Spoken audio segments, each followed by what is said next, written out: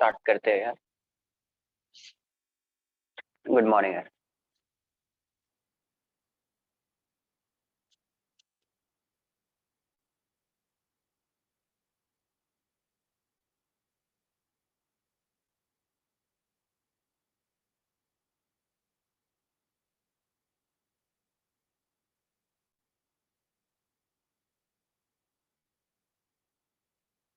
Last lecture में अपन ने पढ़ा था टेथल।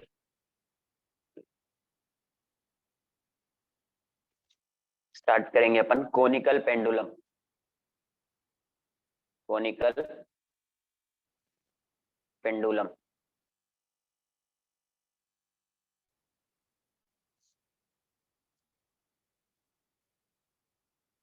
ऑडिबल हूं ना मैं?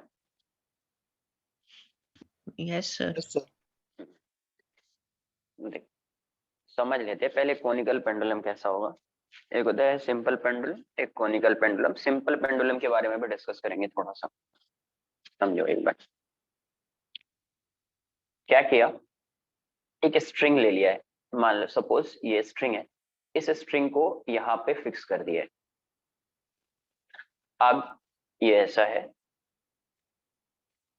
ये एक स्ट्रिंग है, इसको मैंने फिक्स कर दिया, ऐसा था। अभी ये ऐसा वर्टिकल नहीं, कुछ एंगल पे रख दिया। अब ये एंगल पे ऐसा रोटेट करा रहे हैं, इस एंगल पे ही इसको ऐसा रोटेट करा रहे हैं। तो ये कैसा होगा, ये कुछ,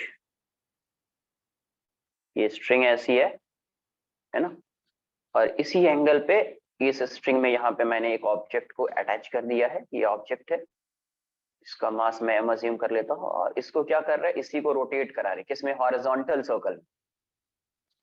एक होता है सिंपल पेंडुलम। सिंपल पेंडुलम कुछ ऐसा होता है, सेम वैसे ही एक स्ट्रिंग होती है और एक ऑब्जेक्ट जो होता है जिसको बॉब बोलते हैं वो अटैच होता है इससे। अब ये वर्टिकल सर्कुलर मोशन करता है, ये ऐसा जाएगा, ऐसा ऐसा ऐसा ऑसिलेट करता रहेगा।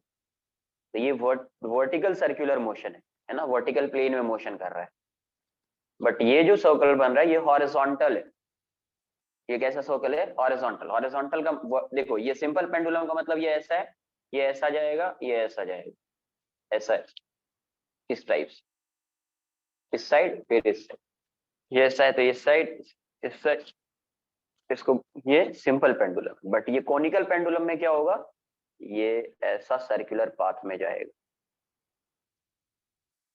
ये ऐसा सर्कुलर पाथ में जाएगा। समझा क्या? ये ऐसा ऑब्जेक्ट जा रहा है, ऐसा ऐसा जा रहा है। तो हॉरिजॉन्टल सर्कल, कैसा सर्कल बन रहा है यहाँ पे? Horizontal circle, horizontal. अगर ये वर्टिकल सर्कल बना था, सेम वैसे ये स्ट्रिंग है और एक मास अटैच है, तो ये पॉइंट है, पॉइंट ऑफ सस्पेंशन, है ना। तो अगर ये ऐसा होता तो ये हो जाता सिंपल, अगर वर्टिकल में जाता तो ये होता सिंपल पेंडुलम। लेकिन ये हॉरिजॉन्टल सर्कल में जा रहा है तो इस पेंडुलम को बोलते हैं कोनिकल पेंडुलम। इस पेंडुलम को क्या बोलेंगे? Conical pendulum. तो कैसा सर्कल होगा? Horizontal circle. ये समझ रहे हैं? ये ऐसा है, इसको थोड़ा सा ऐसा इंक्लाइन कर दिया है इस टाइप से। अब सर ये इसी इसी पे सेम ऐसा जाए, यस ऐसा जाएगा। बोलो क्या है? Sir we will assume there is no energy loss ना, नहीं तो फिर तो वापस आ जाएगा नीचे। ये बताओ, अगर एनर्जी लॉस अज्यूम कर, अच्छा एनर्जी की कहीं पे मैं ऐसा बात कर रहा हूँ क्या? कुछ एनर्जी क्या होता है, किसी भी बॉडी का क्या एनर्जी होता है, ये सब बात नहीं किया है क्या नहीं कहीं? नहीं नहीं नहीं सर, मैं कहीं बोल पे रहा डिस्कस हुआ है? हूँ गिर नहीं हुआ जाए। है तो मत, नहीं, यस ऑब्वियस है कि अगर एनर्जी लॉस हो जाएगा तो वो क्या हो जाएगा, यहाँ इस पोजीशन से ही वो वर्टिकल पोजीशन पे आ जाएगा। धीरे धीरे इसका एंगल जो है वो डिक्रीज होता जाएगा और फाइनली ये वर्टिकल हो जाएगा, ऑब्वियस है ना। तो अभी कोई एनर्जी, अभी तक कहीं पे भी कोई एनर्जी लॉस कंसिडर नहीं किया है कुछ, ठीक है। कभी एनर्जी लॉस होता है, क्या होता है, वो सब वर्क पावर एनर्जी में अपन देखेंगे कि कभी एनर्जी लॉस होगा, कभी एनर्जी लॉस नहीं होगा। Okay sir. सर वो जितने इंक्लाइन पे उतने इंक्लाइन पे गोल घूमते रहेगा ना? हाँ यस, सेम इंक्लाइन पे हमेशा ये ऐसा हॉरिजॉन्टल सर्कुलर पाथ पे मूव करे, same. So this is like a reverse death well, right? Reverse death नहीं, reverse well. Death well type का ही अगर तुम ऐसा अगर अज्यूम कर लो, रिवर्स डेथ वेल कैसे आ जाएगा? जैसे ये ऐसा तुमने सिलिंड्रिकल अज्यूम कर लिया, अब सपोज ऐसा मान लो एक सिलेंडर है, सिलिंड्रिकल कंटेनर मान लो। अब यहाँ पे ये स्ट्रिंग है तो कुछ इस टाइप से है, मान लो यहाँ पे ऐसा है और ऐसा कर लिया इस टाइप से, और ये ऐसा सर्कुलर पाथ में जा रहा है, तो ये डेथ वेल टाइप का ही हो जाएगा। बट यहाँ पे एक एक्स्ट्रा फोर्स दिखेगा अपने को, टेंशन, ये एक्स्ट्रा फोर्स, तो ये अलग चीज है, ये डेथ वेल अलग है, तो रिलेट नहीं कर। बट सॉल्व करने का जो मेथड होगा वो तो सेम होगा, बिकॉज ये हॉरिजॉन्टल सर्कुलर मोशन है, यहाँ पे भी हॉरिजॉन्टल सर्कुलर मोशन था, सॉल्व करने का जो मेथड होगा वो सेम। और ऐसा सर्कुलर क्वेश्चन में ये भी गिवन है कि v की वैल्यू क्या है, कांस्टेंट, कांस्टेंट स्पीड से ये क्या कर रहा है, सर्कुलर पाथ पे मूव कर रहा है, कांस्टेंट स्पीड से सर्कुलर पाथ पे मूव कर रहा है। ठीक है, तो अभी जब मुझे सॉल्व करना होगा, इक्वेशन बनानी होगी इसकी, तो सबसे पहले फ्री बॉडी डायग्राम, तो इसका फ्री बॉडी डायग्राम कैसा होगा, FBD, टेंशन mg को बैलेंस कर देगा।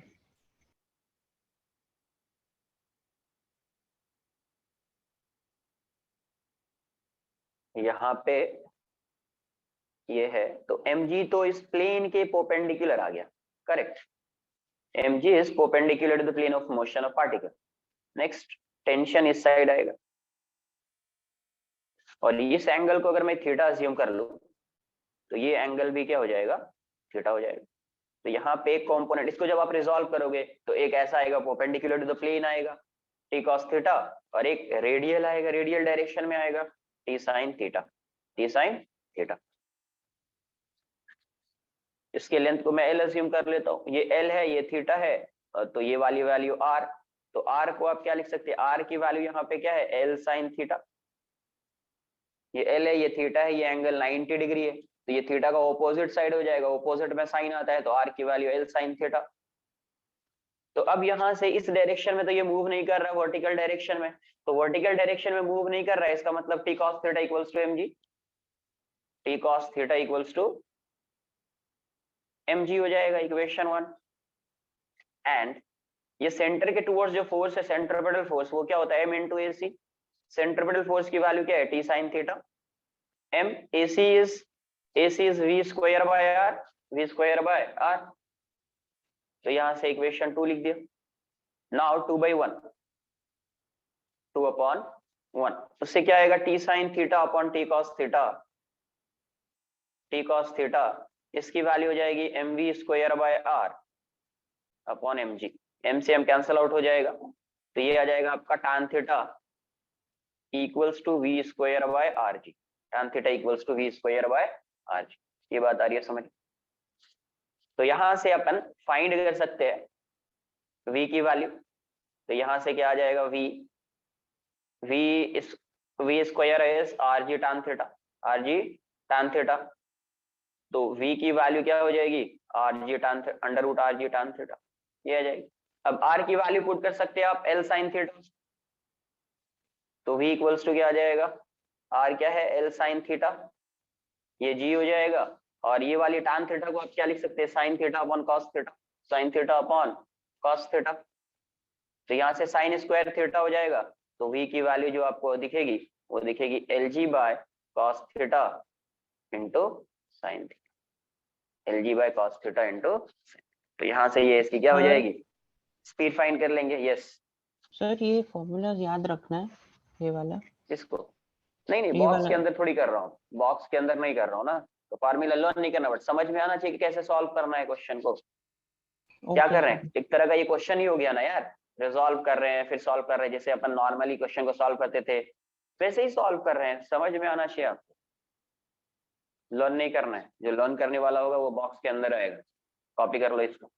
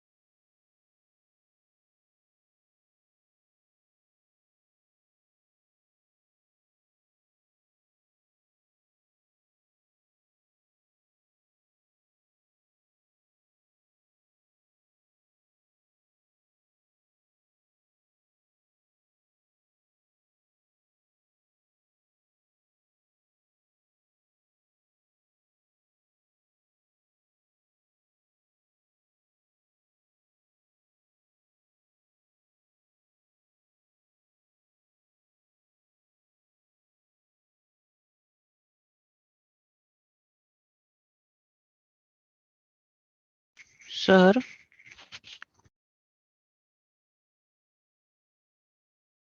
Can you show the upper part one?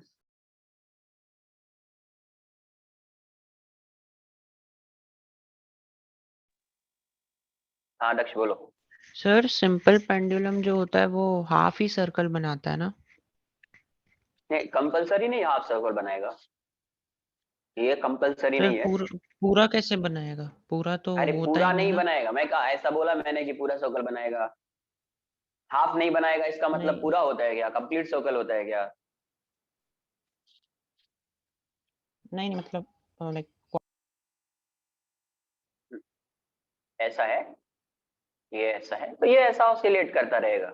ये कंपलसरी नहीं कि ये हाफ सर्कल है, हाफ सर्कल हो भी सकता है, उससे ज्यादा भी हो सकता है ना, या उससे लेस भी हो सकता है, तो ऐसा हो सकता है बट ओके कंप्लीट सर्कल नहीं बनाएगा। कंप्लीट सर्कल पॉसिबल है ऐसा थोड़ी, ऐसा थोड़ी वर्टिकल सर्कुलर पाथ पे ऐसा जाएगा। मतलब ये जो पोर्शन है वो तो वर्टिकल सर्कुलर पाथ का ही एक पोर्शन है, नया एक पार्ट है।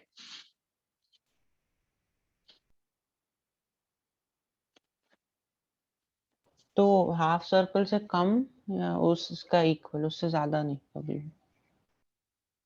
ऐसा कभी बोल दिया कि हाफ सर्कल से कम या उससे ऐसा? मैं ये बोल रहा हूँ कि सर्कल कंप्लीट नहीं होगा, बाकी सब कुछ हो सकता है, हाफ भी हो सकता है, उससे ग्रेटर भी हो सकता है, उससे लेस भी हो सकता है। Any angle between 0 and 360, but not 0 and 360.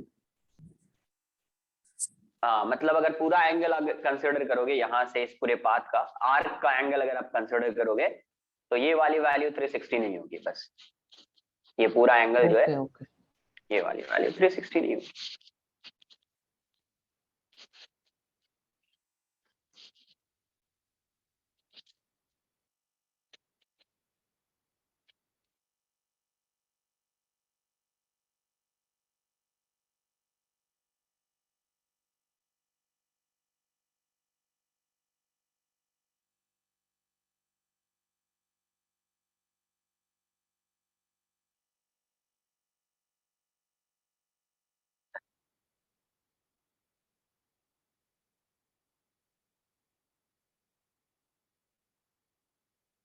Sir can you please show upper part? I'll take screenshot.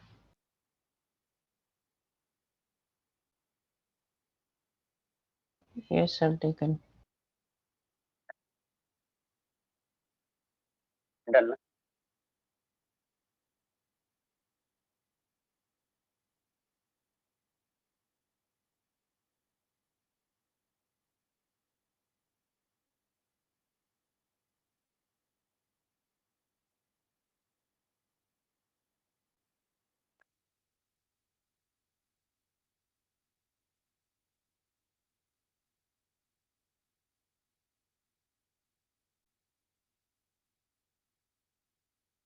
यहाँ से टाइम पीरियड फाइंड कर सकते हैं, इसका v कांस्टेंट है तो डायरेक्टली टाइम पीरियड आ सकता है।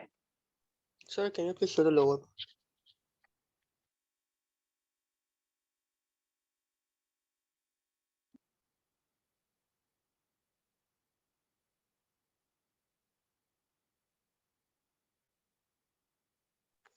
Sir, is it possible that T cos theta will be greater than mg? t cos theta greater than mg हो जाएगा तो वो सर्कुलर पाथ पे मूव नहीं करेगा, simple. t cos theta greater than mg हो जाएगा। वो स्ट्रेट डायरेक्शन मूव करेगा फिर? हाँ बिकॉज ये वाला फोर्स तो आएगा, ये मतलब ये स्ट्रेट का मतलब ऐसा नहीं जाएगा सिर्फ, बिकॉज ये फोर्स भी लग रहा है ना, ये फोर्स भी लग रहा है, ये फोर्स भी लग रहा है, तब आपको नेट फोर्स फाइंड करना पड़ेगा। तो नेट फोर्स उस केस में किस डायरेक्शन में आ जाएगा? देखो टी कॉस थीटा इस साइड है, सॉरी टी कॉस थीटा इस साइड है, टी साइन थीटा इस साइड है, T cos theta is greater than mg, मतलब इसकी वजह से जो नेट फोर्स लग रहा होगा ये इस डायरेक्शन में होगा और ये इस डायरेक्शन में होगा, तो इस पे नेट फोर्स ऐसा आएगा इस डायरेक्शन में, सपोज ये इस डायरेक्शन में आएगा तो पाथ से डेविएट हो जाएगा, ये पाथ से क्या होगा, डेविएट हो जाएगा, इस पाथ पे मूव नहीं करेगा। तो स्लांट में जाएगा फिर? Sir, yes but tension can't be greater than the force applied on it, right? Obvious है ना, ऑब्वियस है वो। Okay. तो यहाँ पे कभी T cos theta greater than mg आएगा ही नहीं, है ना। कोई एक्सटर्नल एजेंट फोर्स लगाएगा तभी पॉसिबल है कि वर्टिकली अपवर्ड डायरेक्शन में जो फोर्स लग रहा है that would be greater than mg, otherwise कभी नहीं होगा। t cos थीटा की वैल्यू ग्रेटर देन mg थोड़ी हो सकती है, पॉसिबल ही नहीं।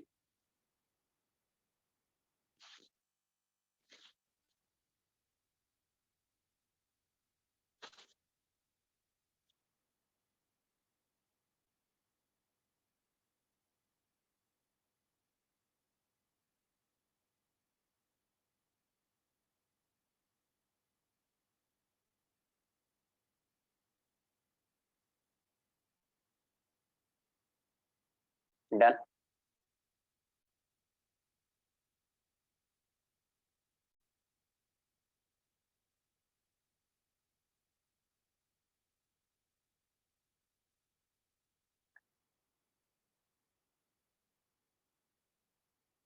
यहाँ से अब टाइम पीरियड अगर फाइंड करें अपन,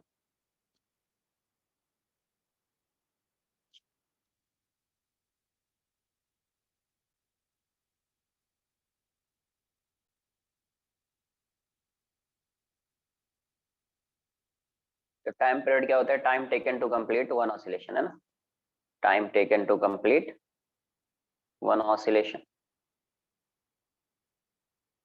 one oscillation, time taken to complete one oscillation. तो इसमें क्या हो जाएगा? टी की वैल्यू कितनी हो जाएगी? 2 पाई आर। इतना टाइम, इतना डिस्टेंस कवर कर रहा है और इसकी स्पीड कांस्टेंट है तो v हो जाएगा। तो टी की वैल्यू क्या हो गई? 2 पाई आर क्या है? L sine theta. और v की वैल्यू अपने को क्या है? Under root G L by cos theta into sine theta. तो साइन थीटा से साइन थीटा तो कैंसल आउट हो जाएगा, तो t की वैल्यू हो जाएगी 2 पाई एल और ये आ जाएगा cos theta upon under root G L. इस एल को रूट के अंदर लाइए तो एल स्क्वायर हो जाएगा, 2 pi L square cos theta upon G L. L से एल कैंसल आउट हो जाएगा। इसका टाइम पीरियड क्या आ रहा है? t equals to 2 pi under root L cos theta by G, L cos theta by time period of conical pendulum. ये ऐसा है।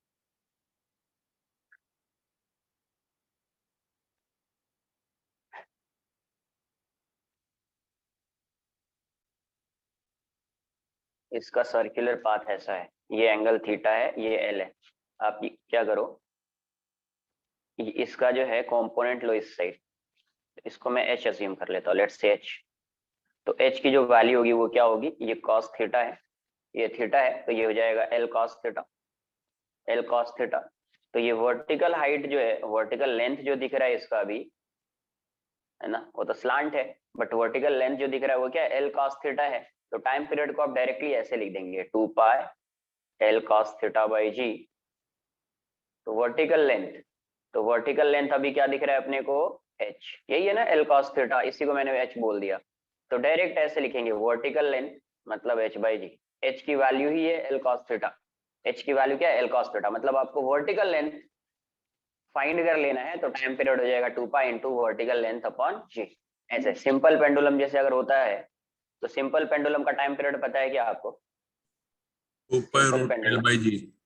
यस, उसको लर्न कर लेना है। वैसे ये सब बताया जाएगा आपको एसएचएम में, सिंपल हार्मोनिक मोशन में। जैसे ये सिंपल पेंडुलम है, ये ऐसा है, सिंपल पेंडुलम है, ये ऐसा है और इसका लेंथ एल है और इसका मास एम है। तो इसका जो टाइम पीरियड होता है, time period, time taken to complete one oscillation, तो टाइम पीरियड जो आता है इसका वो होता है 2 pi under root L by G, L by G. ये होता है time period of simple pendulum.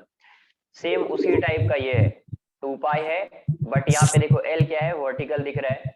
तो उसी टाइप से यहाँ पे h वर्टिकल कर दिया, h क्या कर दिया? वर्टिकल कर दिया। तो 2 pi under root h by G हो जाएगा। जैसे यहाँ पे 2 pi under root L by G है, एल क्या है? वर्टिकल लेंथ दिख रहा है अपने को। सिमिलरली यहाँ पे भी इसका कंपोनेंट लेंगे तो h जो है वो वर्टिकल दिखेगा, तो टाइम पीरियड जो हो जाएगा, टाइम पीरियड जो हो जाएगा वो 2 pi under root L by G हो जाएगा। तो आप इसको इससे रिलेट कर सकते हैं, time period of simple pendulum से आप रिलेट कर सकते हैं। ये वर्टिकल लेंथ एल है तो यहाँ पे भी इसका वर्टिकल कंपोनेंट लेना पड़ेगा। तो वर्टिकल कंपोनेंट हो जाएगा एल कॉस थीटा तो टाइम पीरियड क्या हो जाएगा 2 pi under root L cos theta by G, L cos theta by, note कर लीजिए।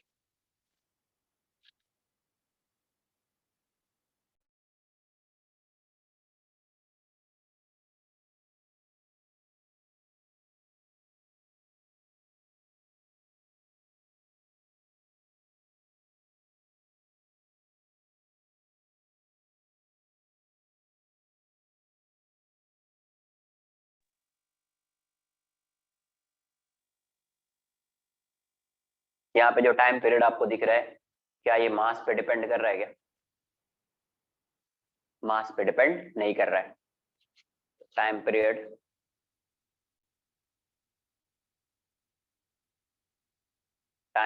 is time period of conical pendulum.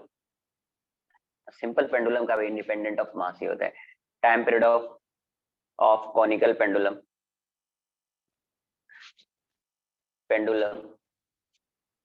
is independent of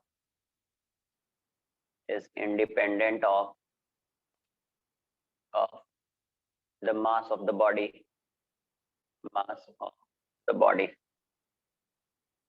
है ना? ये सिर्फ किस पर डिपेंड कर रहा है? It depends on distance between point of suspension and centre of circle. Point of suspension and centre of circle उस पर डिपेंड कर रहा है। साइड में लिख देता हूँ, it depends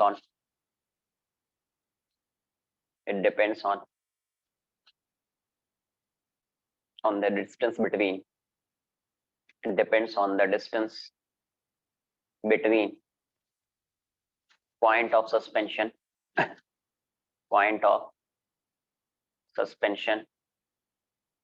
and center of circle,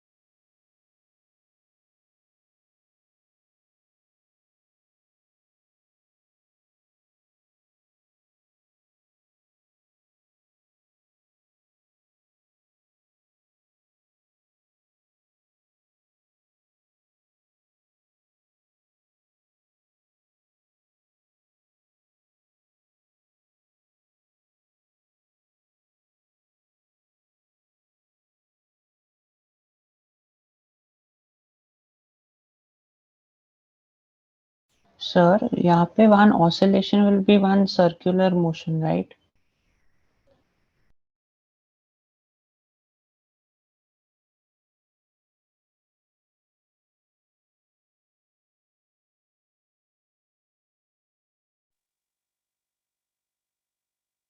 one oscillation का मतलब तो यहाँ पे सर्कुलर मोशन ही होगा ना, बिकॉज सर्कल कंप्लीट कर रहा है। यहाँ पे सर्कल कंप्लीट कर रहा है, तो सर्कल कंप्लीट कर रहा है तो वन ऑसिलेशन का मतलब क्या हो जाएगा? One circle.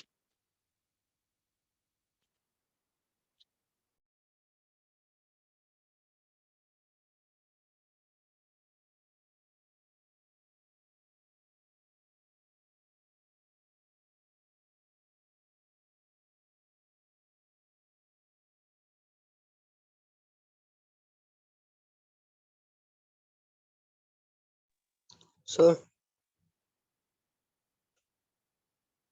बोलिए क्या? sir, can you please explain the starting part? I couldn't hear that time. Time period क्या होता है, कैसे फाइंड करेंगे, खुद से अब बताओ। टाइम पीरियड कैसे फाइंड करेंगे? Formula पूरा discussed. पेज खत्म हो गया, बोल रहे हैं स्टार्टिंग पार्ट सुना ही नहीं, ऐसा बोल रहे हो। सर वो आपने बॉक्स किया है ना, वहां से सुना था मैंने, स्टार्टिंग का नहीं सुना था। बोलना था ना उस टाइम पे। बता, देखो बताने में मुझे कोई ये नहीं, बता तो दूंगा ही मैं, बट उस टाइम पे बोलना चाहिए ना। टाइम, अच्छा टाइम पीरियड अगर फाइंड करना होगा, स्पीड कांस्टेंट है, तो टाइम पीरियड फाइंड करने के लिए क्या कर सकते हैं? अच्छा फर्स्ट टाइम तो ये 2πr/v नहीं लिख रहा हूं मैं, ठीक है, Yes, sir. ये फर्स्ट टाइम लिख रहा होता तो समझ में आ रही बात, कोई नई चीज है, कोई न्यू कॉन्सेप्ट आ गया वैसा। टाइम पीरियड अगर मुझे फाइंड करना होगा तो क्या करेंगे? यहाँ पे सर्कुलर पाथ पे जा रहा है, तो कुछ यहाँ पे टाइम पीरियड में डेफिनेशन क्या लिखा है? Time taken to complete one oscillation. तो वन ऑसिलेशन का मतलब क्या है? एक सर्कुलर पाथ पे जब पार्टिकल मूव कर रहा है तो वन ऑसिलेशन का मतलब एक सर्कल कंप्लीट करेगा। अगर सर्कल कंप्लीट कर रहा है तो distance covered by particle to complete one circular path या सर्कुलर पाथ, तो कितना डिस्टेंस कवर करेगा वो? रेडियस r है उस सर्कल का, तो 2πr, और उसकी स्पीड v है, उसकी स्पीड क्या है? v है, तो टाइम क्या आ जाएगा? 2πr/v। टाइम क्या आ जाएगा? Total distance upon speed, total distance upon speed, तो total distance 2πr, speed v, तो 2πr/v। फिर v की वैल्यू को पुट कर दिया यहाँ पे, v की वैल्यू को पुट कर दिया तो √gl/cos theta into sine theta, ये पहले फाइंड किया है, उसकी वैल्यू को पुट कर दिया, साइन थीटा से साइन थीटा कैंसल आउट हो जाएगा, साइन थीटा से साइन थीटा क्या होगा? कैंसल आउट हो जाएगा। फिर उसके बाद क्या आया? साइन थीटा से साइन थीटा कैंसल आउट हो गया। अब यहाँ से ये तो ऐसा हो जाएगा एक्सप्रेशन, अभी t = 2πl/√cos theta upon gl। अब ये l जो है, ये जब रूट के अंदर जाएगा तो ये l स्क्वायर हो जाएगा, तो t would be 2π√l² cos theta by gl, l से कैंसल आउट हो जाएगा। therefore time period of conical pendulum is 2π√l cos theta by g, 2π√l cos theta by g। तो यहाँ पे कोई मास आ रहा है क्या? नहीं आ रहा है, मतलब time period of conical pendulum is independent of mass of the body, it depends on the distance between point of suspension and centre of the circle. तो ये जो डिस्टेंस है l cos थीटा, ये पॉइंट ऑफ सस्पेंशन यही है इसका, यही क्या है? Point of suspension, point of suspension,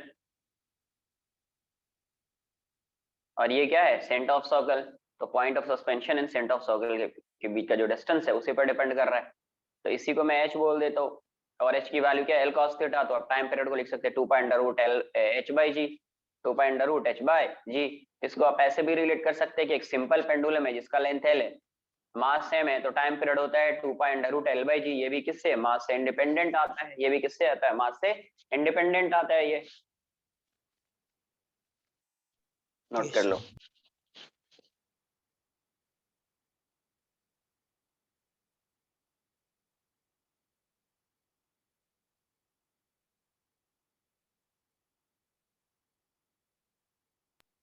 तो सर हमको थीटा के वैल्यू दियोगे तो हमको l cos थीटा का वो फॉर्मूला यूज करने का, डायरेक्ट हाइट दियोगे तो डायरेक्ट वो यूज करने का ना फिर? Yes. So can you please tell what we did after death well, sorry. Conical pendulum, And then first just concept ही है Sir, कॉनिकल मतलब पेंडुलम। उसके बाद अभी डायरेक्ट यही। हाँ उसी का चल रहा है ये। Okay sir. Sir, I had one question that अगर टेंशन जो है that is tangential to the circular path ना, and हमने कल वो टैक्टिक्स में पढ़ा था कि हम कोई भी फोर्स को टेंजेंशियल भी होगा तो रिजॉल्व करने की जरूरत ही नहीं पड़ेगी ना। वेरी गुड, अच्छा पढ़ा था फिर तुमने। एक बार रीड करो तुम उसको, फोर्थ पॉइंट को रीड करो, बहुत टाइम दिया था उस पे, 30 मिनट्स तो दिया था ही उस पे, एक बार रीड करो उसको। Resolve forces only along these three directions: in plane along radial direction, in plane along tangential direction, क्या लिखा and हुआ है? क्या लिखा हुआ है? सेकेंड स्टेटमेंट को फिर से रीड करो। in plane along tangential direction. In plane, ये बताओ क्या ये जो यहाँ जो टेंशन है, जो टेंजेंशियल टेंशन दिख रहा है अपने को, क्या ये इस पार्टिकल के मोशन के प्लेन में है क्या?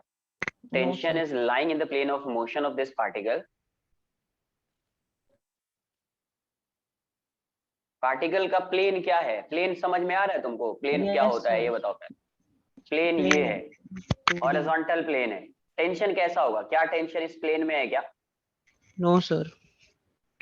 तो अगर जब टेंशन है ही नहीं इस प्लेन में तो टेंशन को रिजॉल्व करना है या नहीं करना है? फिर करेगी फिर कर। किसको बोला था कि रिजॉल्व नहीं करना है? यहाँ पे जो mg आएगा, mg भी टेंजेंशियल है, mg भी टेंजेंशियल है, बट इसको क्यों रिजॉल्व नहीं करेंगे ये बताओ? यहाँ तो टेंशन भी टेंजेंशियल है, इसको रिजॉल्व कर रहे हैं, बट mg टेंजेंशियल है, इसको रिजॉल्व क्यों नहीं किया? क्योंकि वो परपेंडिकुलर है। यस, क्योंकि वो perpendicular to the plane of motion of particle है, इसलिए उसको रिजॉल्व नहीं करेंगे। बट ये टेंशन जो है वो perpendicular to the plane of motion of particle नहीं है, इसलिए आप उसको रिजॉल्व करोगे। और ये टेंजेंशियल टू द प्लेन नहीं है, इसलिए टेंजेंशियल टू द प्लेन की बात कर रहे हैं, है ना?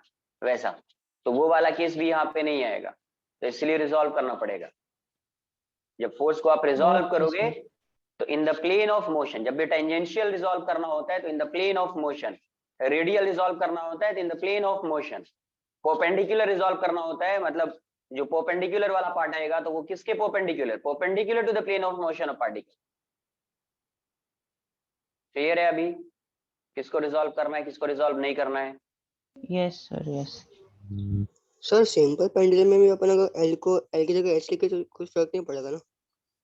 नहीं दोनों कुछ नहीं, बस ये इसको आप जो इसको आप एल लिखना चाहो, डी लिखना चाहो, एच लिखना चाहो, बट ये जो भी है ये इसका डिस्टेंस होगा, बस जो भी है आप एच लिखो एल लिखो कुछ भी लिखो। बट जनरली क्या होता है, लेंथ को, लेंथ ऑफ स्ट्रिंग जो है वो एल से ही रिप्रेजेंट करते हैं, डिनोट करते हैं, इसलिए उसको अपन एल लिखते हैं। Sir can you please show lower part? हुआ नहीं था।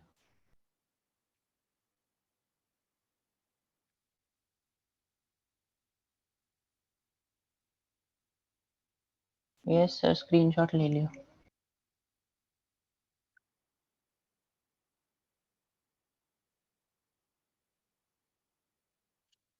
अगर मैं सिंपल पेंडुलम की बात करूं, अगर मुझे सपोज कभी इक्वेशन मुझे सॉल्व करना होगा तो कैसे सॉल्व करेंगे? सिंपल पेंडुलम ऐसा वर्टिकल डायरेक्शन, ये ऐसा है, ये ऐसा इस डायरेक्शन में जाएगा, ऐसा इस डायरेक्शन में जाएगा, तो ऐसा ऐसा ऑसिलेट करता रहेगा, ऐसा ऐसा ये ऑसिलेट करता रहेगा। तो सपोज ये ऑसिलेट करते हुए यहीं पे, अभी एक बार मैं यहीं पे देख लेता हूँ, ये ऐसा है, सर्कुलर पाथ कुछ ऐसा दिखेगा इसको, और let's say velocity of this particle is v eight this instant, इस इंस्टेंट पे इसकी वेलोसिटी v है और ये लेंथ l है। तो मुझे इक्वेशन कैसे लिखना है इस केस में? इस केस में मुझे इक्वेशन कैसे लिखना है? सिंपल पेंडुलम की बात कर रहे हैं अपन, है ना? ये जो है स्टार लगा के यहाँ पे मैं ऐसा लिख देता हूँ, इसी के अंदर ये आएगा, ये वाला पॉइंट, एक एरो लगा देता हूँ। तो यहाँ से अगर आप देखोगे तो इसका सर्कुलर पाथ जो होगा कुछ ऐसा होगा। अगर सर्कल में पूरा ड्रॉ करूँ तो सर्कल तो ऐसा दिखेगा, उसका सेंटर यहाँ पे होगा, उसका सेंटर कहाँ पे होगा? यहाँ पे होगा। तो अगर मैं इक्वेशन लिखूं तो कैसे लिखेंगे इक्वेशन? ये t हो जाएगा और ये mg हो जाएगा। ये कैसा है? वर्टिकल सर्कल है, वर्टिकल सर्कल है, और ये वर्टिकल सर्कुलर पाथ, तो ये mg हो जाएगा। तो अभी जब मैं सेंट्रीपेटल फोर्स लगूंगा, इसका सेंटर तो इस साइड है, तो मैं क्या लिखूंगा? Fc equals to m into AC। Fc की वैल्यू क्या हो जाएगी? t सेंटर के टुवर्ड्स है, ये अवे फ्रॉम सेंटर है, तो t minus mg equals to mv square by l, mv square by l। We can find the value of tension in the string, तो t की वैल्यू क्या हो जाएगी?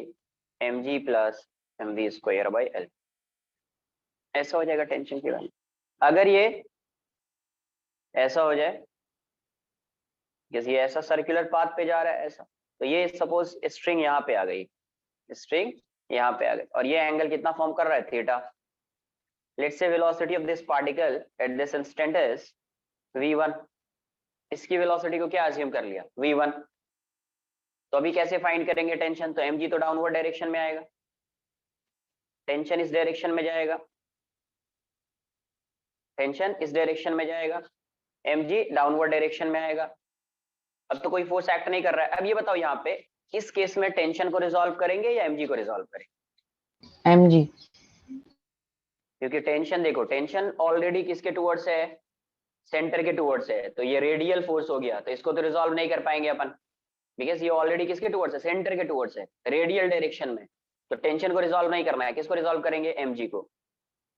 तो ये थीटा हो जाएगा, तो एक कंपोनेंट इसका इस डायरेक्शन में mg cos थीटा, एक कंपोनेंट इसका इस डायरेक्शन में mg sin theta, mg sin theta, ये mg cos थीटा, ये mg sin थीटा। तो अभी सेंटर के टुवर्ड्स जो फोर्स आ रहा है वो क्या आ रहा है, Fc equals to m into A C. Centre के टुवर्ड्स क्या आ रहा है, t minus mg cos theta equals to mv1 square by l, mv1 square by l। तो इस केस में टेंशन की वैल्यू ये हो जाएगी, इस केस में टेंशन की वैल्यू ये हो जाएगी। सर फर्स्ट वाला पार्ट को बताएंगे।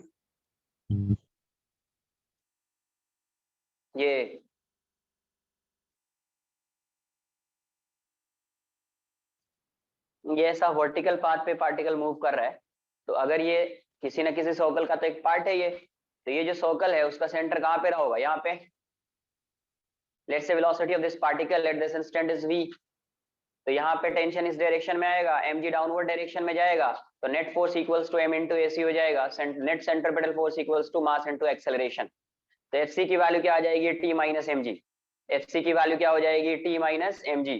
t minus M G equals to हो जाएगा mv square by L, mv square by L.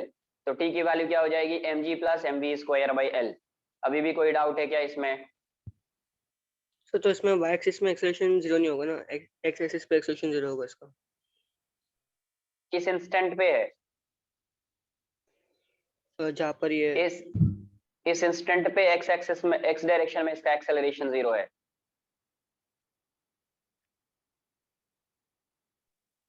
जहाँ पर वो भी है। अरे भाई इस इंस्टेंट का मतलब जब पार्टिकल यहाँ पे है ना और इसकी वेलोसिटी v है ना, तो इस इंस्टेंट पे इसका एक्सेलरेशन x डायरेक्शन में जीरो होगा। क्यों जीरो होगा? Because there is no force acting along x direction, there is no force acting along x direction, इसलिए इसका एक्सेलरेशन x डायरेक्शन में जीरो है। क्लियर है? Yes sir. यहाँ पे क्या किया, ये यहाँ पे आ गया, mg डाउनवर्ड डायरेक्शन में आएगा, टेंशन इस डायरेक्शन में जाएगा। टेंशन ऑलरेडी किसके टुवर्ड्स है, सेंटर के टुवर्ड्स है, तो किसको रिजॉल्व करना पड़ेगा, देख लेते हैं। mg तो सेंटर के टुवर्ड्स नहीं है, टेंजेंशियल टू द प्लेन वो भी नहीं दिख रहा है, तो यहाँ से mg ऐसा है, ये थीटा होगा, ये भी थीटा होगा, ऐसा एक्सटेंड कर दिया इस लाइन को, तो ये वर्टिकल लाइन है, ये भी वर्टिकल लाइन है, ये दोनों पैरेलल हो जाएगा, ये एक ट्रांसवर्स लाइन आ जाएगी, ये थीटा है तो ये भी थीटा आ जाएगा। तो इसका एक कंपोनेंट इस साइड mg cos थीटा, एक कंपोनेंट इस साइड mg sin थीटा। तो अभी जब सेंट्रिपेटल फोर्स लिखेंगे तो क्या लिखेंगे, m into A C. Centripetal force क्या आएगा, t minus mg cos theta. ये सेंटर के टुवर्ड्स है, इसको प्लस ले लिया और ये अपोजिट डायरेक्शन में माइनस ले लिया, तो t minus mg cos theta equals to mv1 square by l, mv1 square by l, ये आ जाएगा। तो you can find the value of tension in the string at this instant, at this instant. x acceleration पे zero होगा ना, x axis पे। इसका ये इंस्टेंट पे भी x एक्सिस पे एक्सेलरेशन जीरो होगा ना। क्यों जीरो होगा? आई मीन मतलब हाँ नहीं हो पाएगा क्योंकि लेफ्ट में लग रहा है। अरे ये फोर्स है ना, तो इसका इसको भी अगर रिजॉल्व करो, एक कंपोनेंट दिखेगा x डायरेक्शन में, जीरो नहीं होगा, जीरो नहीं होगा। सर ऊपर का दिखाइए ना। अरे एक मिनट रुको, एक और एक्सप्लेन कर देता हूँ, फिर नोट कर लेना। Sir, yes sir, in the t minus mg cos theta is equal to m1 mv1 square by l, only v1 matters right? Because m and l are constant. Yes, m and l जो है ये constant है, but v1 would be different, v1 would be Only v1 velocity. matters right when we are making a formula in sums. yes yes Okay. v1 and this mg sin cos theta ना। Yes, sir. Mg cos theta and In sorry, the cos theta and v1 are Yes. related. yes yes so there is no need to learn this expression, है ना। क्या करना है, you have to resolve the forces acting on the particle, आपको resolve कर लेना है, and then centripetal force would be m into ac, फिर आगे सॉल्व कर लो, सिंपल। इसलिए मैं किसी बॉक्स के अंदर नहीं उसको ये कर रहा हूँ। लेट्स से यहाँ पे पार्टिकल है और ये एंगल थीटा है और इसकी वेलोसिटी इस डायरेक्शन में है v2, तो अभी इस पे टेंशन t आएगा, t किस डायरेक्शन में, रेडियल डायरेक्शन में, mg डाउनवर्ड्स, mg डाउनवर्ड्स। तो अभी यहाँ पे किसको रिजॉल्व करेंगे, तो टेंशन किसके टुवर्ड्स है, सेंटर के टुवर्ड्स, टेंशन जो है वो सेंटर के टुवर्ड्स है, मतलब रेडियल फोर्स है। ये क्या है? रेडियल फोर्स, ऑलरेडी सेंटर के टुवर्ड्स एक्ट कर रही है, तो आप इसको रिजॉल्व नहीं करेंगे। ये जो है ना तो सेंटर के टुवर्ड्स एक्ट कर रहा है, ना ही टेंजेंशियल है, तो इसको रिजॉल्व करेंगे। तो इसी लाइन को एक्सटेंड कर दिया ऐसा, ये वर्टिकल है, ये भी वर्टिकल है, तो ये एंगल थीटा हो जाएगा। तो इसका एक कंपोनेंट इस साइड mg cos थीटा, एक कंपोनेंट इस साइड mg sin थीटा। तो यहाँ पे जो इक्वेशन आएगा Fc equals to m into AC, ये वाली वैल्यू क्या हो जाएगी? t minus M G cos theta, t minus M G cos theta equals to mv2 square by l, mv2 square by. Clear? तो कैसे सॉल्व करना है, किसको रिजॉल्व करना है, ये इंपॉर्टेंट नोट कर लीजिए आप। सो थ्री डायरेक्शन में दिए थे, in the plane along radial direction, tangential direction, perpendicular to plane, उसको रिजॉल्व नहीं करने का ना फिर? देखो कोई भी अगर फोर्स है, समझो कोई भी फोर्स है सेंटर के टुवर्ड्स ऑलरेडी वो एक्ट कर रहा है, या टेंजेंशियल टू द प्लेन जो है वो एक्ट कर रहा है, या परपेंडिकुलर टू द प्लेन है, क्या है? रेडियल डायरेक्शन में है, या टेंजेंशियल टू द प्लेन है। Tangential to the plane in the plane of motion of particle. Tangential to the plane का मतलब क्या? Tangential to the plane in the motion of particle. वो third is perpendicular to the plane of motion of particle है। अगर इन तीनों direction में पहले से ही फोर्स है, उस फोर्स को आप रिजॉल्व नहीं करेंगे, उस फोर्स को रिजॉल्व नहीं करेंगे, क्योंकि कोई भी फोर्स अगर इस पार्टिकल पे एक्ट कर रहा होता है, उसको किस डायरेक्शन में रिजॉल्व करते हैं? रेडियल डायरेक्शन में, in the plane of motion of particle, tangential to the plane of motion of particle, and perpendicular to the plane of motion of particle. ये थ्री डायरेक्शंस में उसको रिजॉल्व करते हैं। तो ऑलरेडी जब फोर्स उसी direction में, तो उसको क्या रिजॉल्व करेंगे? इसलिए टेंशन को रिजॉल्व नहीं कर रहे हैं यहाँ पे। टेंशन हमेशा सेंटर के टुवर्ड्स है, यहाँ पे भी सेंटर के टुवर्ड्स है। इससे पहले वाले लास्ट केस जो लिया है उसमें भी टेंशन सेंटर के टुवर्ड्स है, इसलिए आप टेंशन को रिजॉल्व नहीं करेंगे, because tension is always radial, tension is always in the radial direction.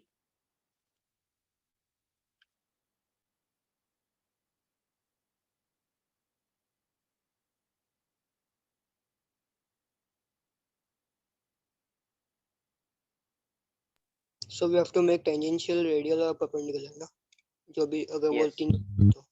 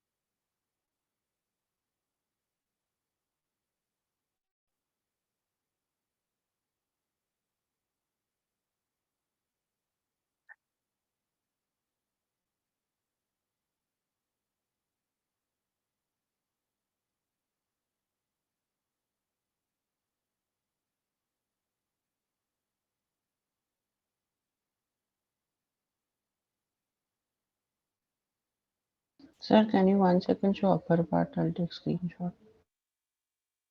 क्या कर रहा होता है? नोट नहीं कर रहा होता है क्या तू? नोट किया क्या इसको? सर नहीं, आप ऊपर का दिखा दो, मैं स्क्रीनशॉट ले लूंगा फिर आप नहीं तो नीचे क्यों का। नोट नहीं किया ये बता पहले, जब इतना टाइम दे रहा हो तो क्यों नोट नहीं किया? सर पहले का लिख रहा था मैं। पहले का लिख रहा है, हर हर पेज में तो इतना टाइम दे रहा हूं मैं।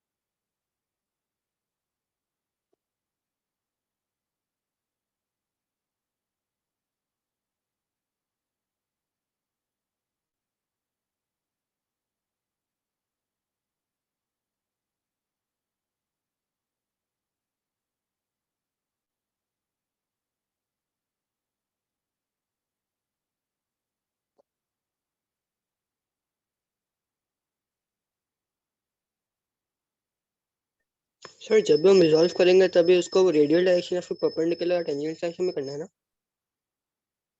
यस।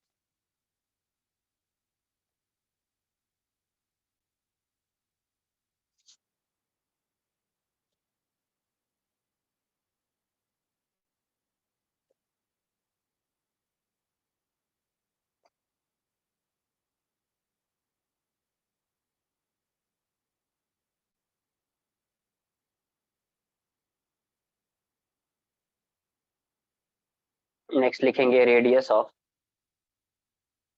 कर्वेचर।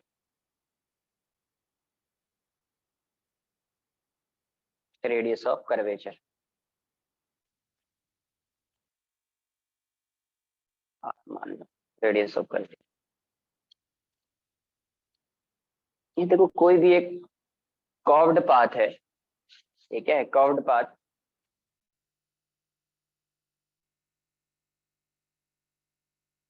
Curved path. अब मुझे बताइए, जो कर्व्ड पाथ है तो हर पार्ट किसी ना किसी एक सर्कल का ही पार्ट रहा हो। जैसे कर्व्ड पाथ का हर पार्ट, जैसे ये पार्ट लिया तो ये पार्ट सपोज इस सर्कल का एक पार्ट है।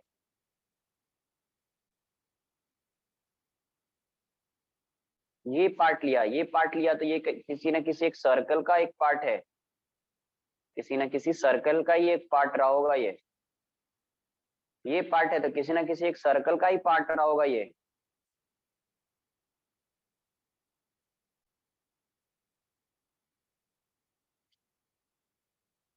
ये जो कर्व्ड पाथ दिख रहा है आपको, कर्व्ड पाथ, तो कर्व्ड पाथ का हर पार्ट किसी न किसी सर्कल का एक पार्ट है, किसी न किसी सर्कल का एक पार्ट है। तो सर्कल का पार्ट है तो आप उसका रेडियस फाइंड कर सकते हैं। जैसे इस पॉइंट पे अगर कोई पार्टिकल होगा और इसकी वेलोसिटी पता होगी आपको और एक्सेलरेशन भी पता होगा, then you can find the radius of this circle. यहाँ पे अगर सेम वैसा ही वेलोसिटी पता है, एक्सेलरेशन पता है, तो आप इसका रेडियस फाइंड कर सकते हैं। यहाँ पे पार्टिकल की वेलोसिटी पता है, एक्सेलरेशन पता है, you can find the radius of this circle. तो उसी रेडियस को क्या बोल रहे हैं अपन, रेडियस ऑफ कर्वेचर। उसी रेडियस को क्या बोल रहे हैं, रेडियस ऑफ कर्वेचर। जैसे सपोज मैं इसको ड्रॉ कर रहा हूँ, देखो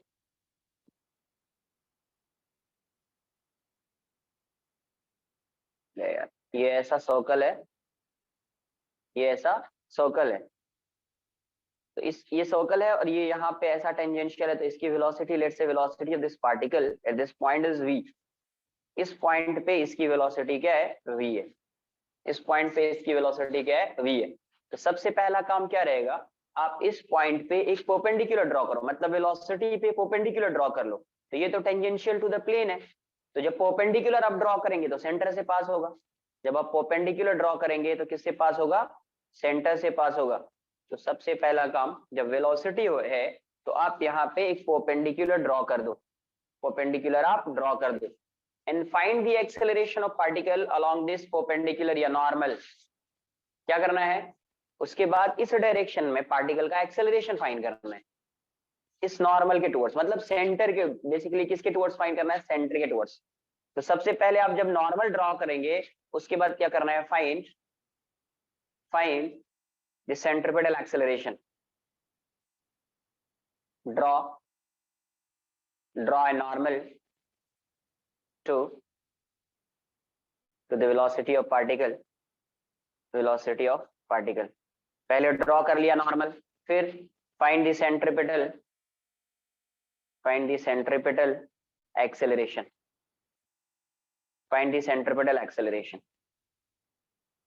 पहला काम क्या करना है, draw normal to the velocity of particle. Velocity जो होगी पार्टिकल की उसके परपेंडिकुलर, मतलब उस पे क्या करना है, नॉर्मल एक ड्रॉ कर देना है। तो वो हमेशा किससे पास होगा, सेंटर से पास होगा।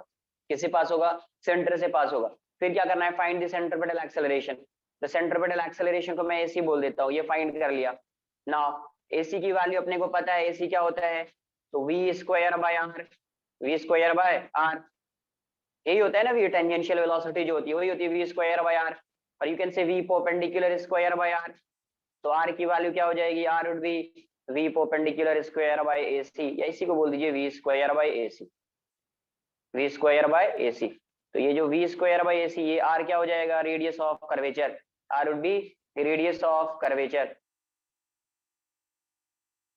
क्या किया यहाँ पे, कोई भी कर्व्ड पाथ, हर पार्ट किसी ना किसी एक सर्कल का पार्ट रहा होगा, हर पार्ट डिफरेंट सर्कल का पार्ट रहा होगा। जहां पे आपको फाइंड करना है, लेट्स से इस पॉइंट पे फाइंड करना है, ऐसा बोलेगा क्वेश्चन में, find the radius of curvature of this curved path at point P। तो ये पॉइंट जो रहा होगा, इस साइड जो सर्कल बन रहा होगा उसी का पार्ट रहा होगा। तो आपने वो सर्कल ड्रॉ कर लिया, इस पॉइंट पे स्पीड गिवन है या वेलोसिटी गिवन है, आपने ड्रॉ कर दिया यहाँ पे। उसके बाद क्या करना है, draw normal to the velocity of particle, normal draw कर लिया। Then find the centripetal acceleration, मतलब acceleration of particle towards centre, acceleration of particle towards centre find कर लिया, AC फाइंड कर लिया। नाउ AC की जो वैल्यू होगी वो क्या होगी, v स्क्वायर बाय r, और you can say v perpendicular square by r, यही क्या है, v स्क्वायर बाय r। या आप इसको बोल सकते हैं v परपेंडिकुलर। परपेंडिकुलर क्यों बोल रहे हैं, बिकॉज ये रेडियस के परपेंडिकुलर है, इसलिए परपेंडिकुलर बोल रहे हैं। तो r की वैल्यू क्या हो जाएगी, r would be v square by AC, यही r क्या होगा, रेडियस ऑफ कर्वेचर। तो किसी भी पॉइंट पे आप रेडियस ऑफ कर्वेचर फाइंड कर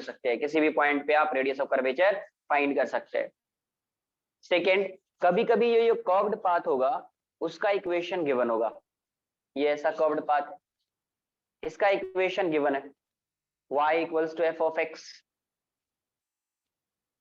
y is a function of x। इस कर्व्ड पाथ का अभी इक्वेशन गिवन है, एक्सप्रेशन है कुछ वैसा, है ना। तो अभी इस केस में कैसे फाइंड करना है आपको रेडियस ऑफ कर्वेचर, तो इस केस में जो रेडियस ऑफ कर्वेचर का फॉर्मूला होता है उसको लर्न कर लेना है, सिर्फ radius of curvature. Radius of curvature. तो आर की जो वैल्यू होती है इस केस में R equals to 1 plus D Y by D X का स्क्वायर, फर्स्ट डेरिवेटिव फाइंड किया उसका square raise to 3/2, raise to 3/2, 1 plus D Y by D X का square raise to 3/2 upon d2y second derivative upon dx square upon dx square. तो ये जो आएगा mod में लाइए, because radius of curvature can't be negative, radius of curvature can't be negative. तो ये एक फॉर्मूला बन जाएगा, इसको लर्न कर लेना है, इस फॉर्मूला को देखते एक क्वेश्चन करते हैं इस पे कैसे, इसका यूज करके कैसे रेडियस ऑफ कर्वेचर फाइंड करते हैं, इसका यूज करके कैसे रेडियस ऑफ कर्वेचर फाइंड करते हैं, क्वेश्चन करेंगे समझ में आ जाएगा आपको। ठीक है, मॉड लगा दिया, ये क्या है मॉड लगा दिया, नोट कर लीजिए।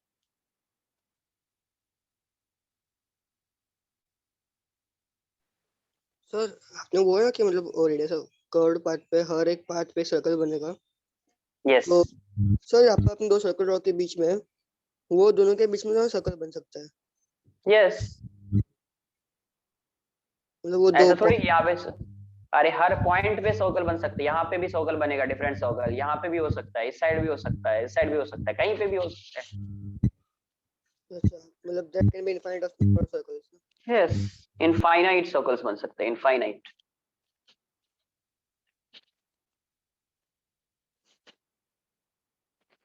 तो ये वाला जो है यही क्या है रेडियस ऑफ कर्वेचर है। जैसे ये सर्कल बना दिया, यही रेडियस ऑफ कर्वेचर हो जाए, ये सर्कल बना दिया, यही इसका रेडियस ऑफ कर्वेचर हो जाएगा, यही इसका रेडियस ऑफ कर्वेचर हो जाएगा।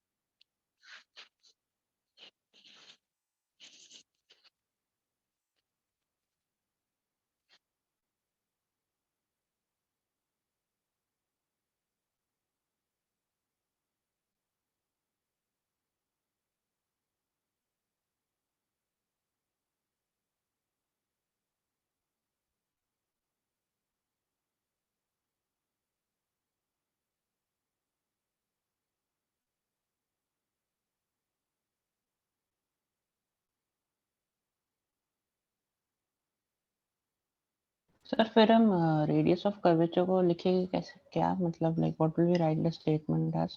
नथिंग, रेडियस ऑफ कर्वेचर क्या है, क्या समझा अभी ये बताओ। रेडियस ऑफ सर्कुलर सर्कल ना, पाथ, यस यस। बस खत्म।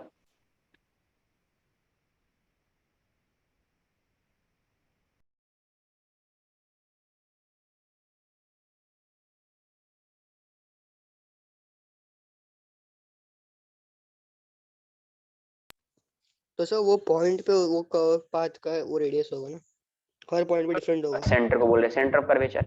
कोई कुछ भी नोट नहीं, बोर्ड्स का एग्जाम नहीं देने जा रहे हो ना तुम। जिससे मतलब हर पार्ट पे डिफरेंट होगा ना, हर पॉइंट पे। यस,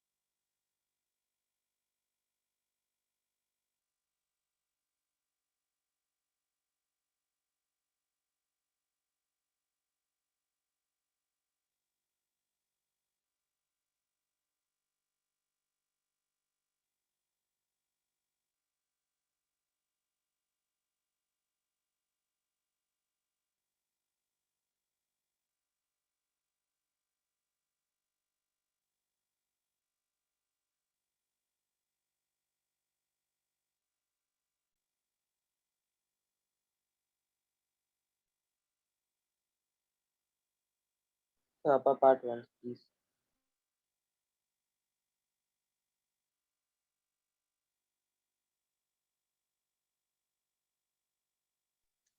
सर वेलोसिटी को परपेंडिकुलर इसके लिए क्योंकि नॉर्मल उसको परपेंडिकुलर है ना।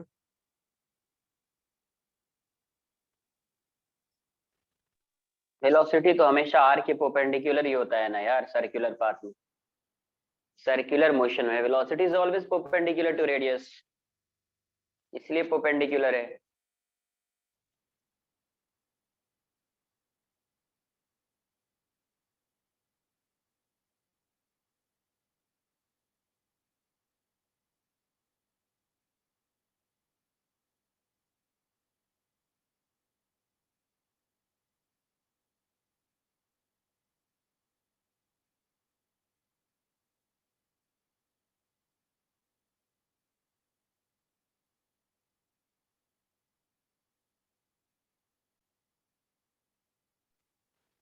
तो सर वेलोसिटी का वो वेक्टर साइन डाल दो चलेगा ना, वेलोसिटी स्पीड नहीं है वो तो। वैल्यू फाइंड कर रहे हैं, क्यों वेक्टर लगा रहे हो भाई, डायरेक्शन थोड़ी फाइंड कर रहे हैं यार। ये सब चीजें क्लिक कैसे होती है तुमको?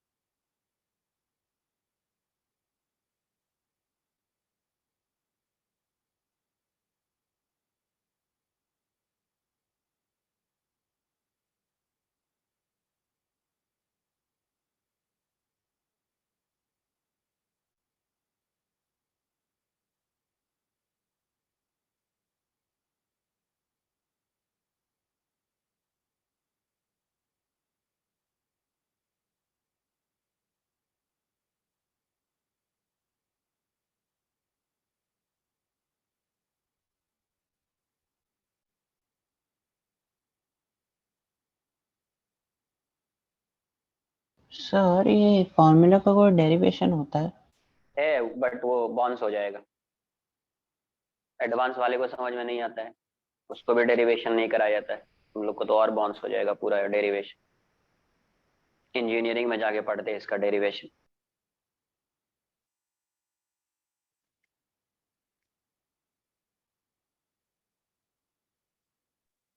सो वो ऊपर वाला फॉर्मूला भी याद रखना है, रेडियस ऑफ कर्वेचर का। बॉक्स के अंदर आया है क्या वो?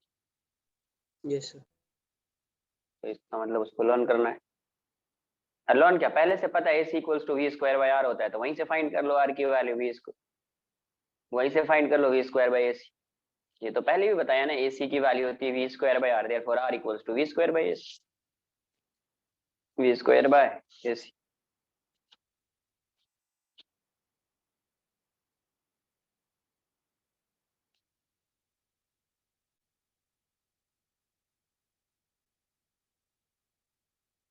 Sir, 1 second, lower bar.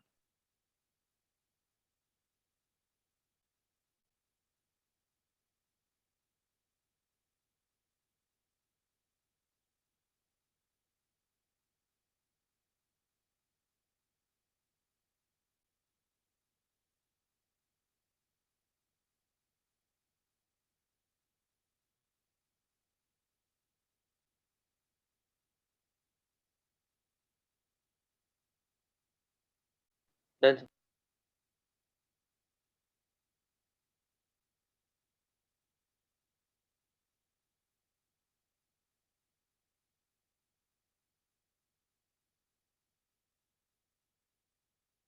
Question ऐसा दिया हुआ, a particle is moving along a path, a particle is moving along a path,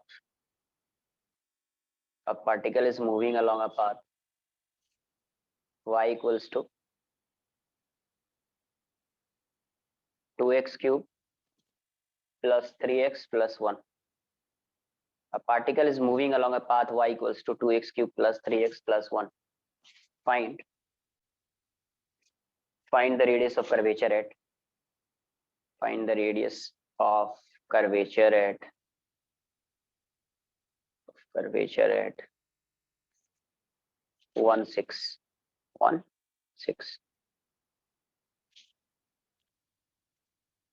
A particle is moving along a path y equals to 2x cube plus 3x plus 1. Find the radius of curvature at 16.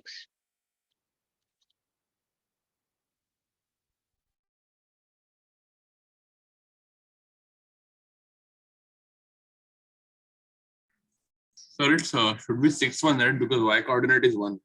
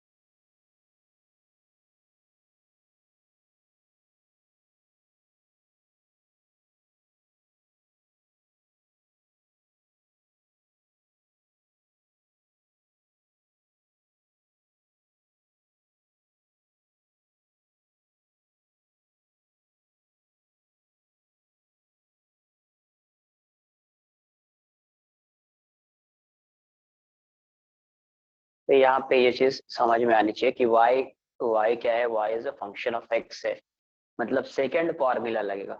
When y is a function of x, तो उस case में radius of curvature का जो formula होता है वो लगेगा। तो इस केस में रेडियस ऑफ कर्वेचर का फॉर्मूला पहले आप लिख लो, क्या होता है 1 प्लस dy/dx का square raise to 3/2 upon dy 2/dx square, इसका मॉड ऐसा। तो मुझे dy/dx भी फाइंड करना पड़ेगा, d2y/dx स्क्वायर भी फाइंड करना पड़ेगा, है ना। y क्या दिया हुआ है 2x cube plus 3x plus 1। तो फर्स्ट डेरिवेटिव क्या आएगा dy/dx, ये कितना जाएगा 2 तो है, ये x क्यूब का डिफरेंशिएशन क्या आएगा 3x स्क्वायर, 3 dx/dx 1 हो जाएगा, 1 का क्या आ जाएगा 0, ये सब आना चाहिए आई थिंक। तो dy/dx की वैल्यू क्या आ जाएगी, dy/dx equals to 6x square plus 3। Second derivative इसका क्या आ जाएगा, सेकेंड डेरिवेटिव ऐसे रखो, सेकेंड डेरिवेटिव हो जाएगा d2y/dx स्क्वायर, इसको डिफरेंशिएट करना है, 6x स्क्वायर का डिफरेंशिएशन 2x हो जाएगा, 3 का डिफरेंशिएशन 0 हो जाएगा, तो ये हो जाएगा 12x प्लस 0 मतलब 12x आ गया।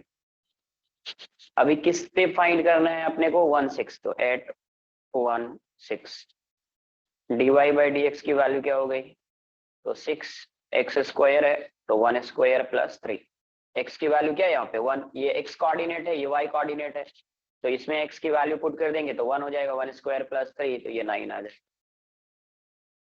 d2y/dx स्क्वायर ये कितना है 12x, तो ये जाएगा 12 into 1 तो ये 12 हो जाएगा, ये 12 हो जाएगा। अब रेडियस ऑफ कर्वेचर क्या आ जाएगा, hence r equals to 1 plus पहले फॉर्मूला एक बार फिर से dy बाई डी एक्स का स्क्वायर रेस टू 3/2 अपॉन, ये सब तो पॉजिटिव ही है तो इसको ऐसे ही लिख देता हूँ मैं, सब पॉजिटिव है, मॉड लगा दी।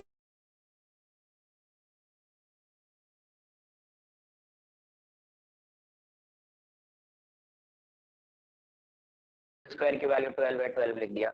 ये आ जाएगा 82 raise to 3/2 upon 12, 82 raise to 3/2 upon 12, यही इसका आंसर हो जाएगा, यही इसका आंसर हो जाएगा। अगर इसकी वैल्यू क्वेश्चन में गिवन होगी तो आंसर कर देंगे, वरना ऐसा ही रहेगा, एक्सप्रेशन ऐसा ही रहेगा। सॉल्व कर लो, कॉपी कर लो भी इसको।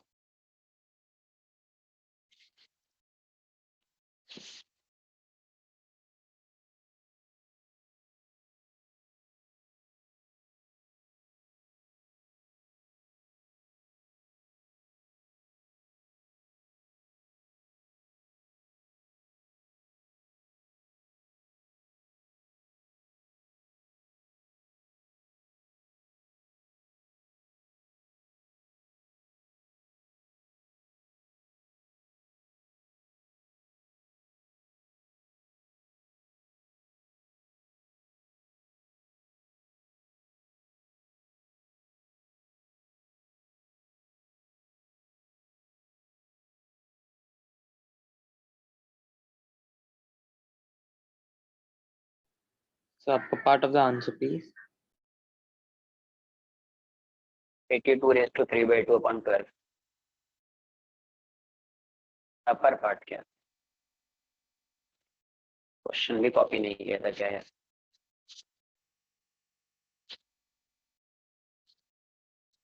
So question copy किया था sir. Upper part of the नहीं answer. नहीं, ए वेट ना, किसी को कॉपी कर, एक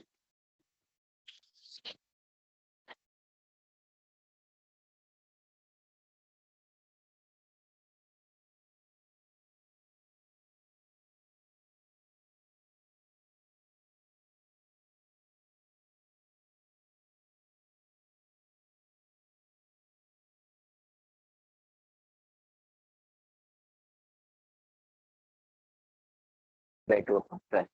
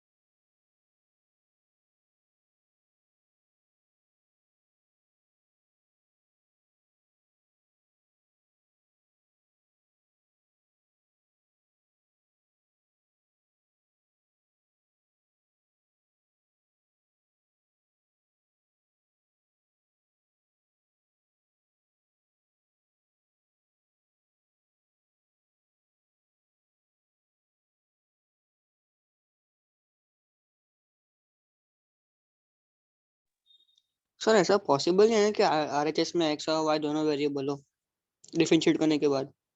नहीं आएगा, वैसा नहीं आएगा। तो सर अपन ने एट मतलब जो कोऑर्डिनेट्स दिए अपन को, तो उसमें खाली एक्स ही दिया सकते हैं ना, मोस्टली एक्स ही आएगा ना फिर तो। कोऑर्डिनेट्स तो दोनों गिवन होगा, बट एक्स की वैल्यू ही यूज होगी, वैल्यू जो होगी वो एक्स की यूज होगी, बट कोऑर्डिनेट तो दोनों गिवन होगा ना। पॉइंट गिवन होगा तो पॉइंट का कोऑर्डिनेट गिवन होगा, पॉइंट का कोऑर्डिनेट गिवन होगा।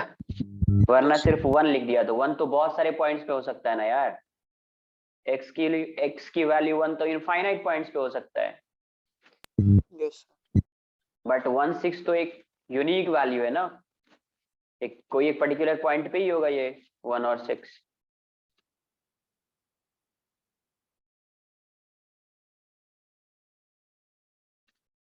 Next,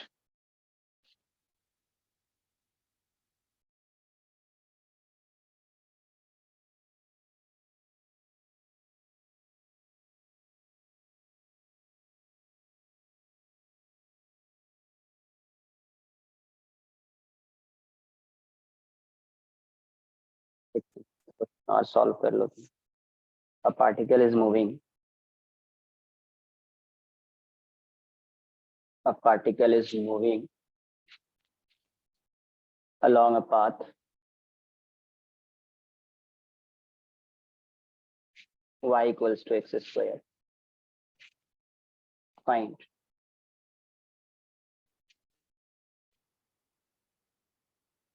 the radius. Find the radius of curvature at 1 1. At 1. Find the radius of curvature at 1 1.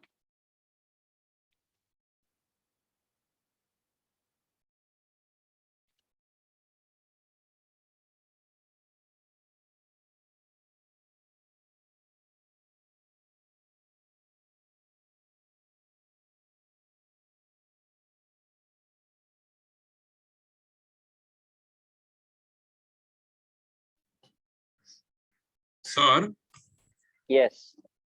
shouldn't the answer? No, wait, nothing.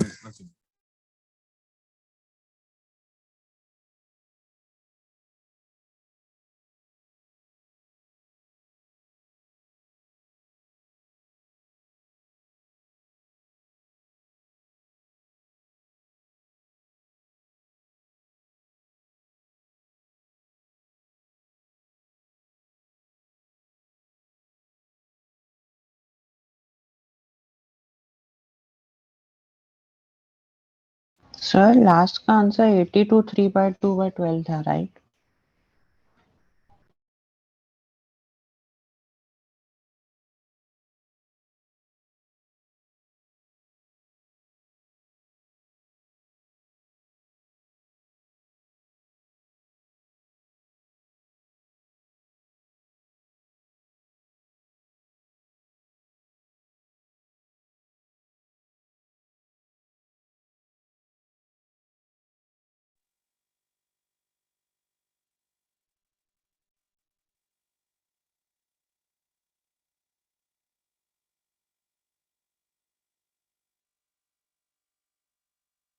First derivative find कर लो पहले, है ना। dy by D x, ये क्या हो जाएगा? 2x हो जाएगा।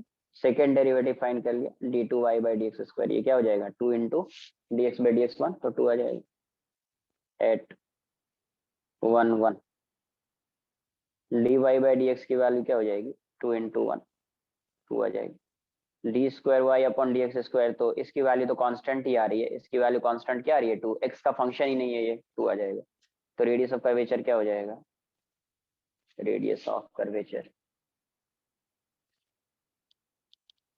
r equals to 1 plus dy by dx square raised to 3/2 upon d2y by dx square। तो ये वाली वैल्यू जाएगी 1, ये हो जाएगा 2 का स्क्वायर हो जाएगा रेज टू 3/2, और ये वाली वैल्यू 2 है, ये 4 + 1 5, तो 5 रेज टू 3/2 अपॉन 2, यही आंसर आ जाएगा। ये इसका आंसर है। इतने यूनिट्स हो जाएंगे, मीटर में होगा तो मीटर आ जाएगा, सेंटीमीटर में होगा तो सेंटीमीटर आ जाएगा। नोट कर लो।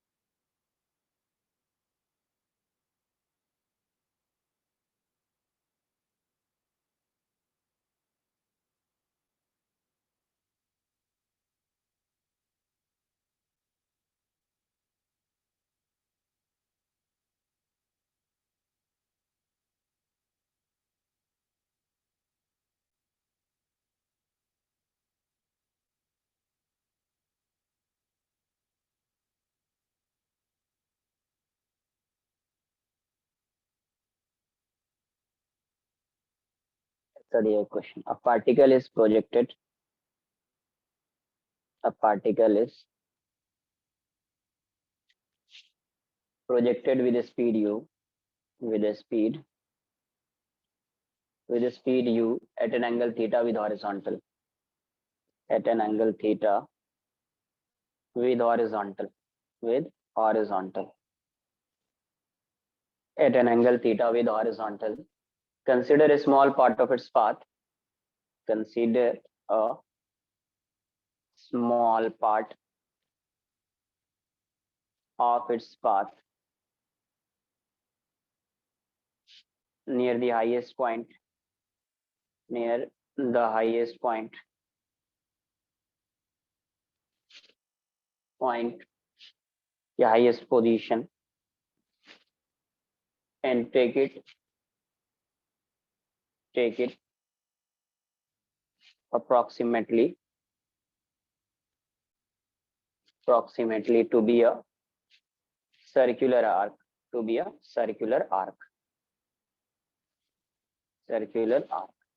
What is the radius of curvature of this circle? What is the radius of curvature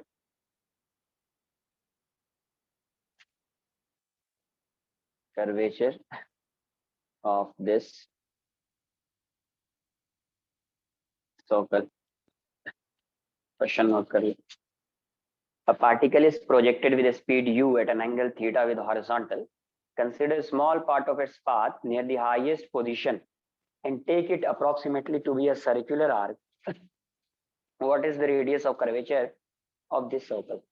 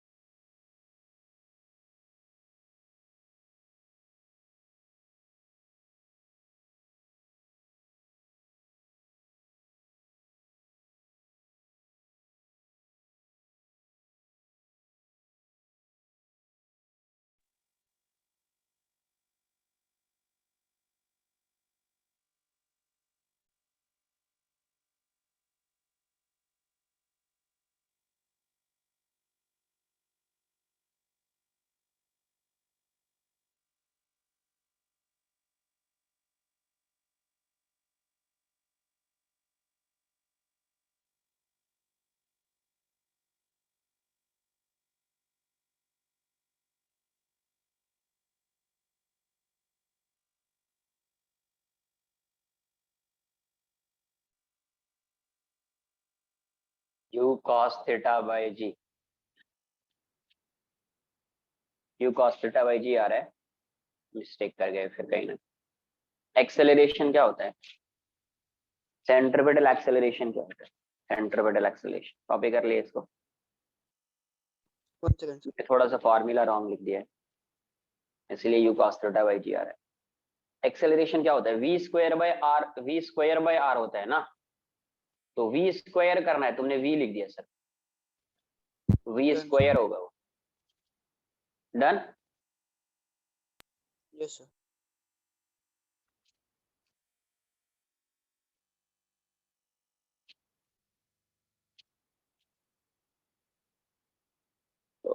solve करते एक बार. देखो प्रोजेक्ट किया तो ऐसा होगा. पार्टिकल u स्पीड से प्रोजेक्ट किया और ये एंगल थीटा है, तो इसका एक कंपोनेंट इस साइड आएगा u cos थीटा, एक कंपोनेंट इस साइड आएगा u sin थीटा. जब ये हाईएस्ट पोजीशन पे आएगा तो इसकी स्पीड कितनी होगी यार? v की वैल्यू यहाँ पे क्या हो जाएगी? u cos थीटा के इक्वल हो जाएगी. हॉरिजॉन्टल डायरेक्शन में तो इसकी स्पीड सेम ही होगी ना. हॉरिजॉन्टल डायरेक्शन में तो इसकी स्पीड क्या होगी? सेम होगी. यहाँ पे भी और हाईएस्ट पॉइंट पे तो इसकी वेलोसिटी सिर्फ हॉरिजॉन्टल डायरेक्शन में. हाईएस्ट पॉइंट पे इसकी वेलोसिटी किस डायरेक्शन में? हॉरिजॉन्टल डायरेक्शन में है ये, है ना. तो यहाँ पे जो इसकी वेलोसिटी होगी वो u cos थीटा हो जाएगी. इसी को सर्कुलर आर्क कंसीडर करना है, तो एक सर्कल ड्रॉ कर लिया मैंने. सपोज ये इस सर्कल का पार्ट है, ये वाला. इसका सेंटर कहीं यहाँ पे होगा और इस डायरेक्शन में एक्सेलरेशन होगा। तो ये बताओ इस पार्टिकल का एक्सेलरेशन इस डायरेक्शन में क्या है, एसी। इस डायरेक्शन में पार्टिकल का एक्सेलरेशन क्या है, एसी। एसी किस डायरेक्शन में, डाउनवर्ड्स। तो डाउनवर्ड डायरेक्शन में हाईएस्ट पॉइंट पे पार्टिकल का एक्सेलरेशन क्या होता है, here AC is, sir yes, क्या है बोलिए। सर वो जो दूसरी वाली वेलोसिटी है cos थीटा कैसे आ गई? ये वाली, अरे पार्टिकल कहीं पे भी जाएगा इस हाँ सर, डायरेक्शन वो वाली। में, ये तो पढ़ा है ना प्रोजेक्टाइल मोशन में। पार्टिकल, अगर पार्टिकल को किसी भी स्पीड से प्रोजेक्ट किया, let's say velocity of this particle is v1, तो इसका x कंपोनेंट तो हमेशा सेम ही होगा ना, y कंपोनेंट हाँ। चेंज होगा ना, ये तो हमेशा सेम ही होता है। बिकॉज इस डायरेक्शन में कोई एक्सेलरेशन है ही नहीं, पार्टिकल का एक्सेलरेशन किस डायरेक्शन में होता है, वर्टिकली डाउनवर्ड डायरेक्शन जी होता है। एक्स डायरेक्शन में कोई एक्सेलरेशन नहीं है, इसका मतलब इसकी स्पीड हमेशा सेम होगी। पार्टिकल यहाँ पे आएगा, let's say velocity of this particle is v2, फिर भी इसका x component u cos theta ही होगा, ये कंपोनेंट चेंज होता रहेगा, vy डैश बोल दो, है ना। तो x कंपोनेंट हमेशा क्या होता है, सेम होता है। जब ये हाईएस्ट पॉइंट पे आएगा तो इसकी वेलोसिटी सिर्फ हॉरिजॉन्टल डायरेक्शन में ही होगी, वर्टिकल डायरेक्शन में velocity of this particle along vertical direction would be 0 eight highest point. तो इस पॉइंट पे जो इसकी वेलोसिटी होगी सिर्फ हॉरिजॉन्टल डायरेक्शन में होगी, तो इसीलिए v की वैल्यू को मैंने डायरेक्ट लिख दिया u cos थीटा। v की वैल्यू क्या हो जाएगी, u cos थीटा। और यहाँ पे जो एक्सेलरेशन होगा इसका डाउनवर्ड डायरेक्शन में g, और ये किस डायरेक्शन में है, ये सेंटर के टुवर्ड्स है, मतलब यही एक्सेलरेशन सेंट्रिपेटल एक्सेलरेशन है। यही एक्सेलरेशन क्या है, सेंट्रिपेटल एक्सेलरेशन है। एक्सेलरेशन को लिख दो यार, v square by r, small r कर देता हूँ, ठीक है। इसका रेडियस जो है स्मॉल r वैसे तुम रेंज समझ लोगे, तो रेंज नहीं है ये, रेडियस है r, v square by G. तो यहाँ से v स्क्वायर की वैल्यू क्या है, u cos थीटा, तो u square cos square theta by r equals to g, therefore r equals to u square cos square theta by हो जाए। तो पहले क्या फाइंड किया, पहले सर्कल ड्रॉ कर लिया, फिर नॉर्मल ड्रॉ किया, एसी फाइंड किया, एसी को लिख दिया v square by r, v square by r, तो r की वैल्यू हो जाएगी u square cos square theta by u square cos square theta by. Sir negative G भी ले सकते हैं ना अपन उसको? रेडियस कभी नेगेटिव होगा, नहीं सर। तो फिर क्यों नेगेटिव लेंगे,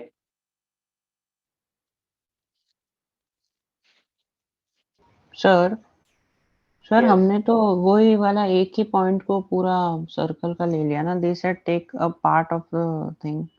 तो पार्ट का मतलब हाईएस्ट पॉइंट पे ही फाइंड करना है ना, इतने पार्ट को आप क्या करोगे, इतने पार्ट को क्या एज्यूम कर लिया, सर्कुलर आर्क। क्वेश्चन रीड नहीं करते हो क्या तुम, कभी नहीं रीड करते हो, देख लो एक बार क्या दिया हुआ है, एंड टेक, क्या दिया, near the highest point, consider a small part of its path near the highest point position, highest position पे स्मॉल सा पार्ट कंसिडर किया, इसको लेकर एक सर्कल बना दिया। ओके और इसको क्या बोला गया, इसको क्या लेना है, एक सर्कुलर आर्क कंसिडर करना है। सर्कुलर आर्क मतलब किसी ना किसी सर्कल का एक पार्ट रहा होगा।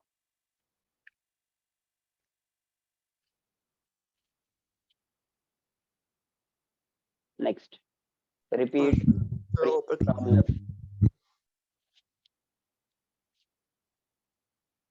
Repeat previous problem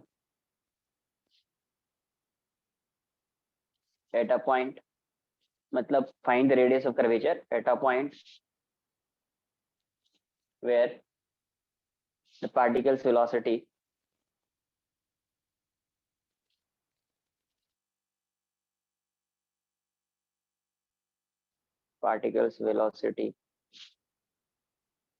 makes angle theta by 2 with the horizontal, आपको कहाँ पे रेडियस ऑफ कर्वेचर फाइंड करना है, at a point where the particle's velocity makes an angle theta by 2 with the horizontal.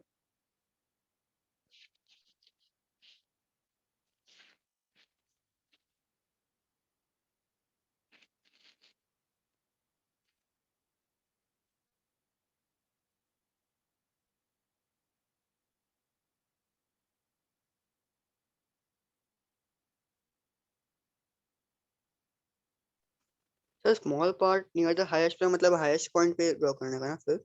Yes,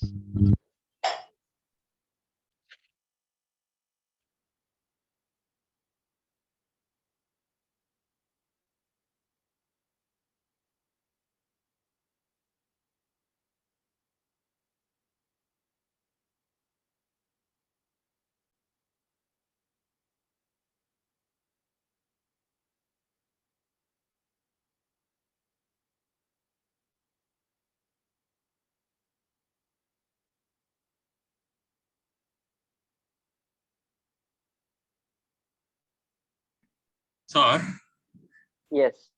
shouldn't the radius of the circle be the same along the entire trajectory? No. Because ये किसी circular किसी circle का एक part नहीं है ना. This one is parabola ना. ये क्या होता है? पैराबोला होता है ना. अगर ये सर्कल का पार्ट होता पूरा तब value R would be same, है ना. बट ये पैराबोला होता है, इसीलिए रेडियस जो होगा वो डिफरेंट होगा. रेडियस जो होगा वो क्या होगा? डिफरेंट होगा.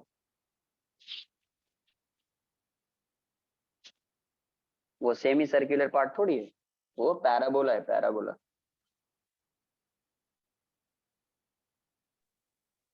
सर रेडियस ऑफ कर्वेचर में अपन अगर कर्व्ड पाथ पे आगे जाते रहेंगे तो सेंट्रीपिटल एक्सेलरेशन बढ़ता रहेगा क्या? ऐसा कोई जनरल स्टेटमेंट दिया है क्या? सेंट्रीपिटल एक्सेलरेशन बढ़ता रहेगा? यहाँ पे तो डिक्रीज होता रहेगा. नहीं सर, यहाँ पे तो ठीक है, वो कर्व्ड पाथ में जाते हैं हम लोग ऐसा. कहीं नहीं, कुछ नहीं होगा. ऐसा कोई जनरल स्टेटमेंट नहीं होगा. ऐसा होता तो मैं नोट करा देता. ठीक है. Yes.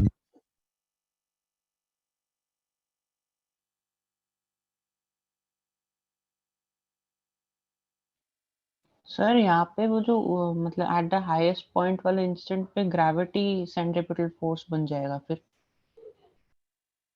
Acceleration due to gravity centripetal acceleration बन जाएगा और उसका जो वेट है वो सेंट्रीपिटल फोर्स बन जाएगा. Okay sir. यहाँ पे तो जी की वजह से ही एक्सेलरेशन आ रहा है ना यार. कोई दूसरा फैक्टर थोड़ी है जिसकी वजह से एक्सेलरेशन आ रहा है. यहाँ पे सिर्फ एक्सेलरेशन ड्यू टू ग्रेविटी ही होता है. Yes sir. यस. देखो यहाँ पे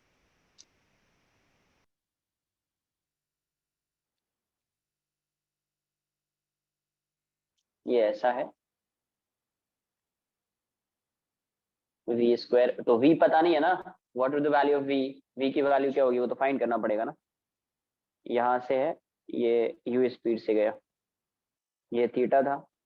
इस डायरेक्शन में यू एक्स की वैल्यू यू कॉस थीटा. इस डायरेक्शन में यू वाई की value you sine theta. You cos theta you sine theta. जब ये पार्टिकल यहाँ पे आया, let's say velocity of this particle is v, और ये हॉरिजॉन्टल से कितना एंगल बना रहा है? Theta by. तो यहीं पे मुझे सर्कुलर पार्ट देखना है. तो पहले मैं क्या करता हूँ, इस v की वैल्यू को फाइंड कर लेता हूँ. मैं इस v की वैल्यू को क्या करता हूँ? फाइंड कर लेता हूँ. इसका इस डायरेक्शन में कंपोनेंट क्या आएगा? vx क्या हो जाएगा? v cos theta by 2. y direction में कंपोनेंट क्या आएगा? v sin theta by 2. तो अलॉन्ग x डायरेक्शन हमेशा वेलोसिटी क्या होगी? सेम होगी, है ना. ना अपने को पता है ux equals to V X. जो यहाँ पे x डायरेक्शन में कंपोनेंट होगी वेलोसिटी की, सेम कंपोनेंट यहाँ पे भी आपको दिखेगा. सेम कंपोनेंट यहाँ पे भी आपको दिखेगा. तो दिस इक्वल्स टू दिस. ये अपन ने प्रोजेक्टाइल मोशन में पढ़ा हुआ है. तो ux की वैल्यू क्या है? u cos theta and vx is v cos theta by 2. तो यहाँ से v की वैल्यू मिल गई, v equals to u cos theta upon cos theta by 2. ये आ गई v की वैल्यू. देखो थीटा भी गिवन है, थीटा बाय 2 भी गिवन है, सब कुछ गिवन है, u भी गिवन है. तो v क्या आ जाएगा? u cos theta upon cos theta by 2. ऐसा नहीं कि थीटा से थीटा कैंसिल कर दिया और cos से cos कैंसिल करके 2 को ऊपर कर दिया. वो सब काम मत करना, एंगल में है वो, एंगल वाला पार्ट कैंसिल नहीं होता है. तो v की वैल्यू क्या हो जाएगी? u cos theta upon cos theta by 2. तो सबसे पहले v फाइंड कर लिया. सबसे पहले क्या फाइंड कर लिया? v फाइंड कर लिया. इतना नोट कर लीजिए. सर वो हाईएस्ट पॉइंट वाला स्टेटमेंट नहीं है ना ये क्वेश्चन में? क्या लिखा हुआ है? एक बार फिर से वही चीज बोलूंगा कि क्वेश्चन को रीड कीजिए. क्वेश्चन को सॉल्व करने से पहले रीड किया जाता है, ठीक है. फिर उसके बाद क्वेश्चन सॉल्व करना होता है. रीड करो क्या दिया हुआ है. पार्टी नहीं, यहाँ पे ये सेकंड क्वेश्चन बोल रहा हूँ मैं. हाँ, सेकेंड क्वेश्चन की मैं बात कर रहा हूँ. रीड तो करो एक बार क्या दिया हुआ है, तो समझ में आएगा ना कि क्या क्वेश्चन में पूछा गया है. A particle is projected with speed u at angle theta with horizontal consider small part of its path near highest position and take it देखो अब approximate. डाउट है तुमको इसका और तुम रीड कर रहे हो इससे पहले वाला क्वेश्चन, तो कैसे लिखा क्वेश्चन ना सॉल्व होगा? Repeat previous problem.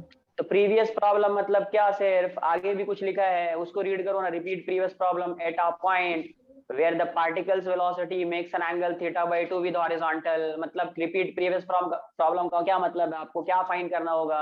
Radius of curvature find करना होगा. किसका? जिस पार्टिकल को आपने u वेलोसिटी से प्रोजेक्ट किया थीटा एंगल पे हॉरिजॉन्टल से. तो Okay. कहाँ पे रेडियस ऑफ कर्वेचर फाइंड करना है? Eight a point. यहाँ से स्टार्ट होता है. रेडियस ऑफ कर्वेचर फाइंड करना है कहाँ पे?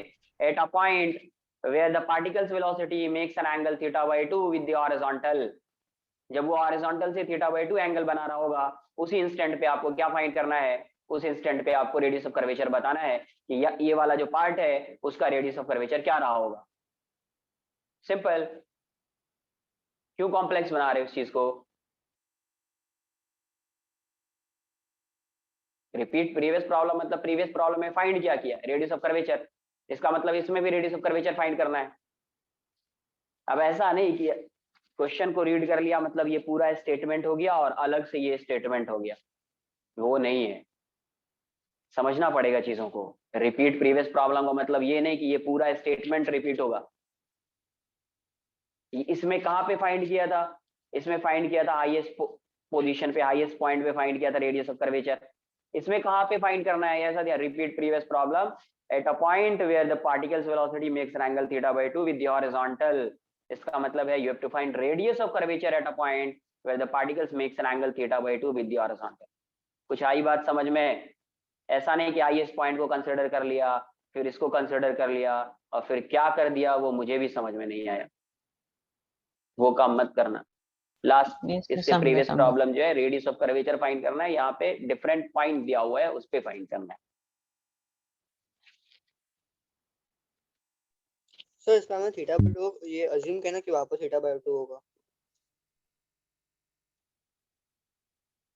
मेरे भाई कहाँ अजीम, तुम लोग पता है यहाँ इस चीज में इतना तुम इरिटेट कर देते हो. क्वेश्चन को तुम रीड करते ही नहीं हो यार.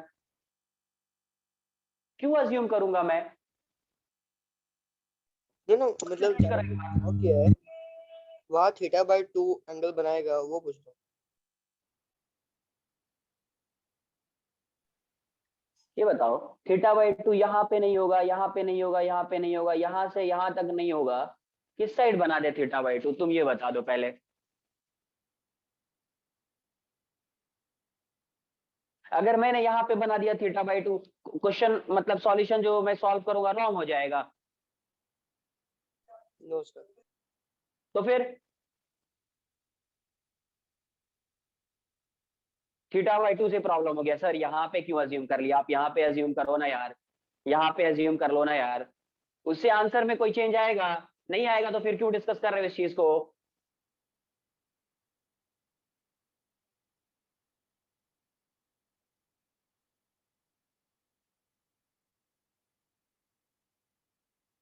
कॉपी करो इसको. जितना बता रहा हूं तुमको भी सिर्फ यही करना है, जितना क्लास नोट्स में हो उतना ही सोचो. आगे कुछ मत, तुम अपना ब्रेन यूज मत करो किसी चीज में. सिर्फ उतना ही देखना है जो क्लास में बताया जा रहा है, सिर्फ उतना ही फोकस करो यार प्लीज.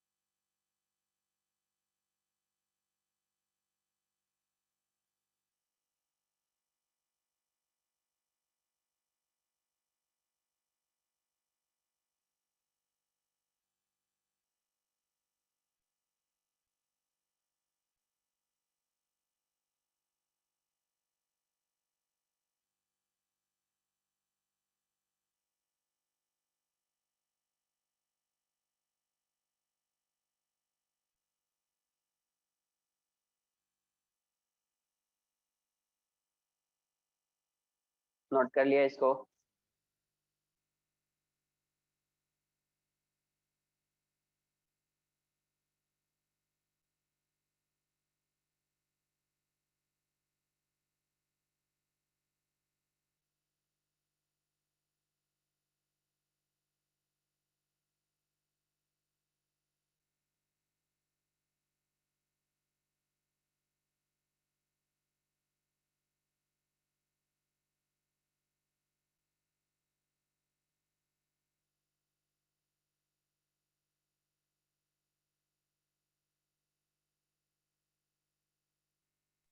Done sir.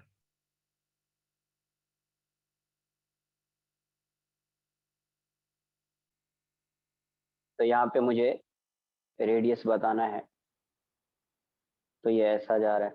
अरे यार ठीक है ना, जैसा भी यहाँ पे था वो वेलोसिटी इसकी इस डायरेक्शन में। तो यहाँ पे जो सर्कुलर पार्ट सर्कल में ड्रॉ करूंगा तो ये सर्कल कुछ ऐसा हो जाएगा। इस पॉइंट को कंसिडर किया और सर्कल जो है कुछ ऐसा ड्रॉ कर लिया। तो इस पे ये वाली जो लाइन है ये तो टैंजेंट होगी, तो पहले आप क्या करोगे, नॉर्मल ड्रॉ करोगे। तो नॉर्मल ड्रॉ किया तो कुछ ऐसा हो जाएगा, ऐसा नॉर्मल दिखेगा। तो इसका सेंटर कहीं यहाँ पे है, इसका सेंटर यहाँ पे है ना। ये नॉर्मल ड्रॉ कर लिया, इसका सेंटर यहाँ पे है। अभी मुझे सेंट्रिपेटल एक्सेलरेशन चाहिए। तो सेंट्रिपेटल एक्सेलरेशन कैसे फाइंड करेंगे आप, तो इस पॉइंट, ये जो पार्टिकल है इसका इस पे एक ही एक्सेलरेशन एक्ट कर रहा है। कौन सा acceleration, due to gravity. Acceleration due to gravity, वो किस डायरेक्शन में होगा, डाउनवर्ड्स। किस डायरेक्शन में होगा, डाउनवर्ड्स। वो कितना हो जाएगा जी, इसका मतलब है इसका एक कंपोनेंट आएगा इसके टुवर्ड्स, सेंटर के टुवर्ड्स, वही सेंट्रिपेटल एक्सेलरेशन होगा। वही क्या होगा, सेंट्रिपेटल एक्सेलरेशन होगा। तो इसका कंपोनेंट किसके टुवर्ड्स आएगा, सेंटर के टुवर्ड्स, क्योंकि इसका सेंटर यहाँ पे है। तो इस डायरेक्शन में मुझे एक्सेलरेशन फाइंड करना है, तो इसी का कंपोनेंट आ सकता है इस डायरेक्शन में। तो एंगल फाइंड कर लेते हैं पहले। ये एंगल दिया हुआ है θ/2, ये एंगल θ/2, ये रेडियस है और ये इस पे टैंजेंट है। इसका मतलब ये वाला जो एंगल होगा, this plus this equals to 90 degree. तो ये 90 माइनस θ/2 हो जाएगा। क्या हो जाएगा, 90 माइनस θ/2। ये इसका रेडियस है और ये इस पे टैंजेंट है। तो इसका ये एंगल कितना होगा, 90। ये θ/2 है तो ये 90 डिग्री माइनस θ/2 हो जाएगा।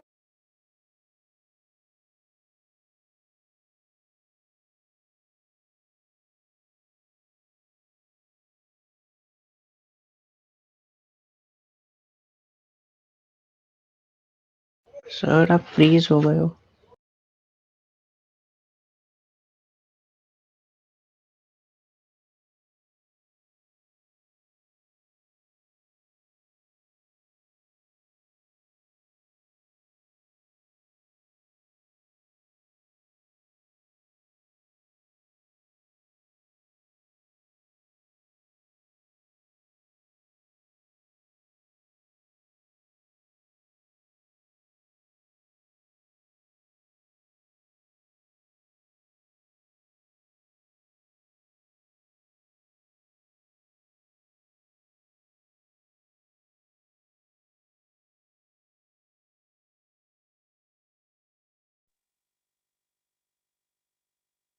तो ये क्या है, θ/2, तो ये 90 माइनस θ/2 हो जाएगा।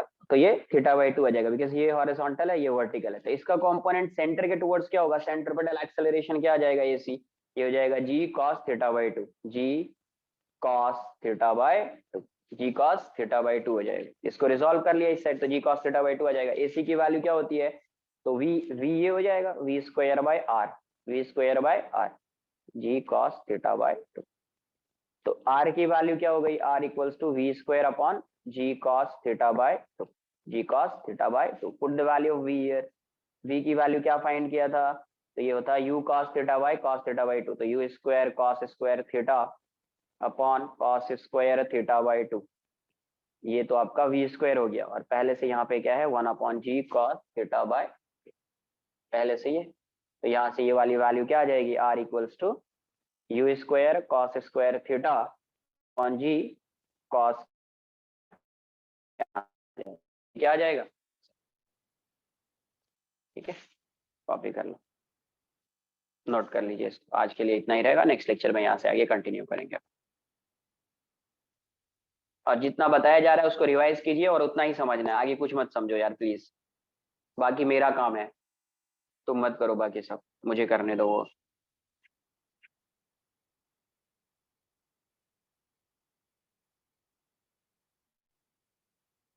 और 6 लेक्चर्स में आ जाना चाहिए समझ में कि क्या करना है नहीं करना है। सर यस सर इसमें सिर्फ ये वाले केस में सिर्फ एक ही पॉइंट को लिया ना, सर्कल का part, not the part yes, ना, जैसे। हाँ एक ही पॉइंट पे लिया, जिस पॉइंट पे फाइंड करने के लिए बोला ना उसी पॉइंट पे लिया। किसी भी पॉइंट पे फाइंड कर सकते, किसी भी पॉइंट पे फाइंड कर सकते, ठीक है।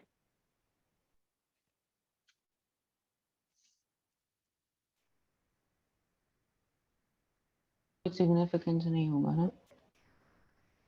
कोई चेंज नहीं आएगा किसी भी पॉइंट पे फाइंड। अरे सर्कल में पॉइंट आएगा तो यही हाँ पॉइंट हाँ, वो है। ओके। तो इस सर्कल में यही पॉइंट, इसका ये ऐसा कर्व्ड पाथ इसका ऐसा है, सर्कल तो इस साइड बनेगा नहीं, ऐसा है तो सर्कल इसी साइड होगा, ये ऐसा है तो सर्कल इसी साइड होगा। Yes sir.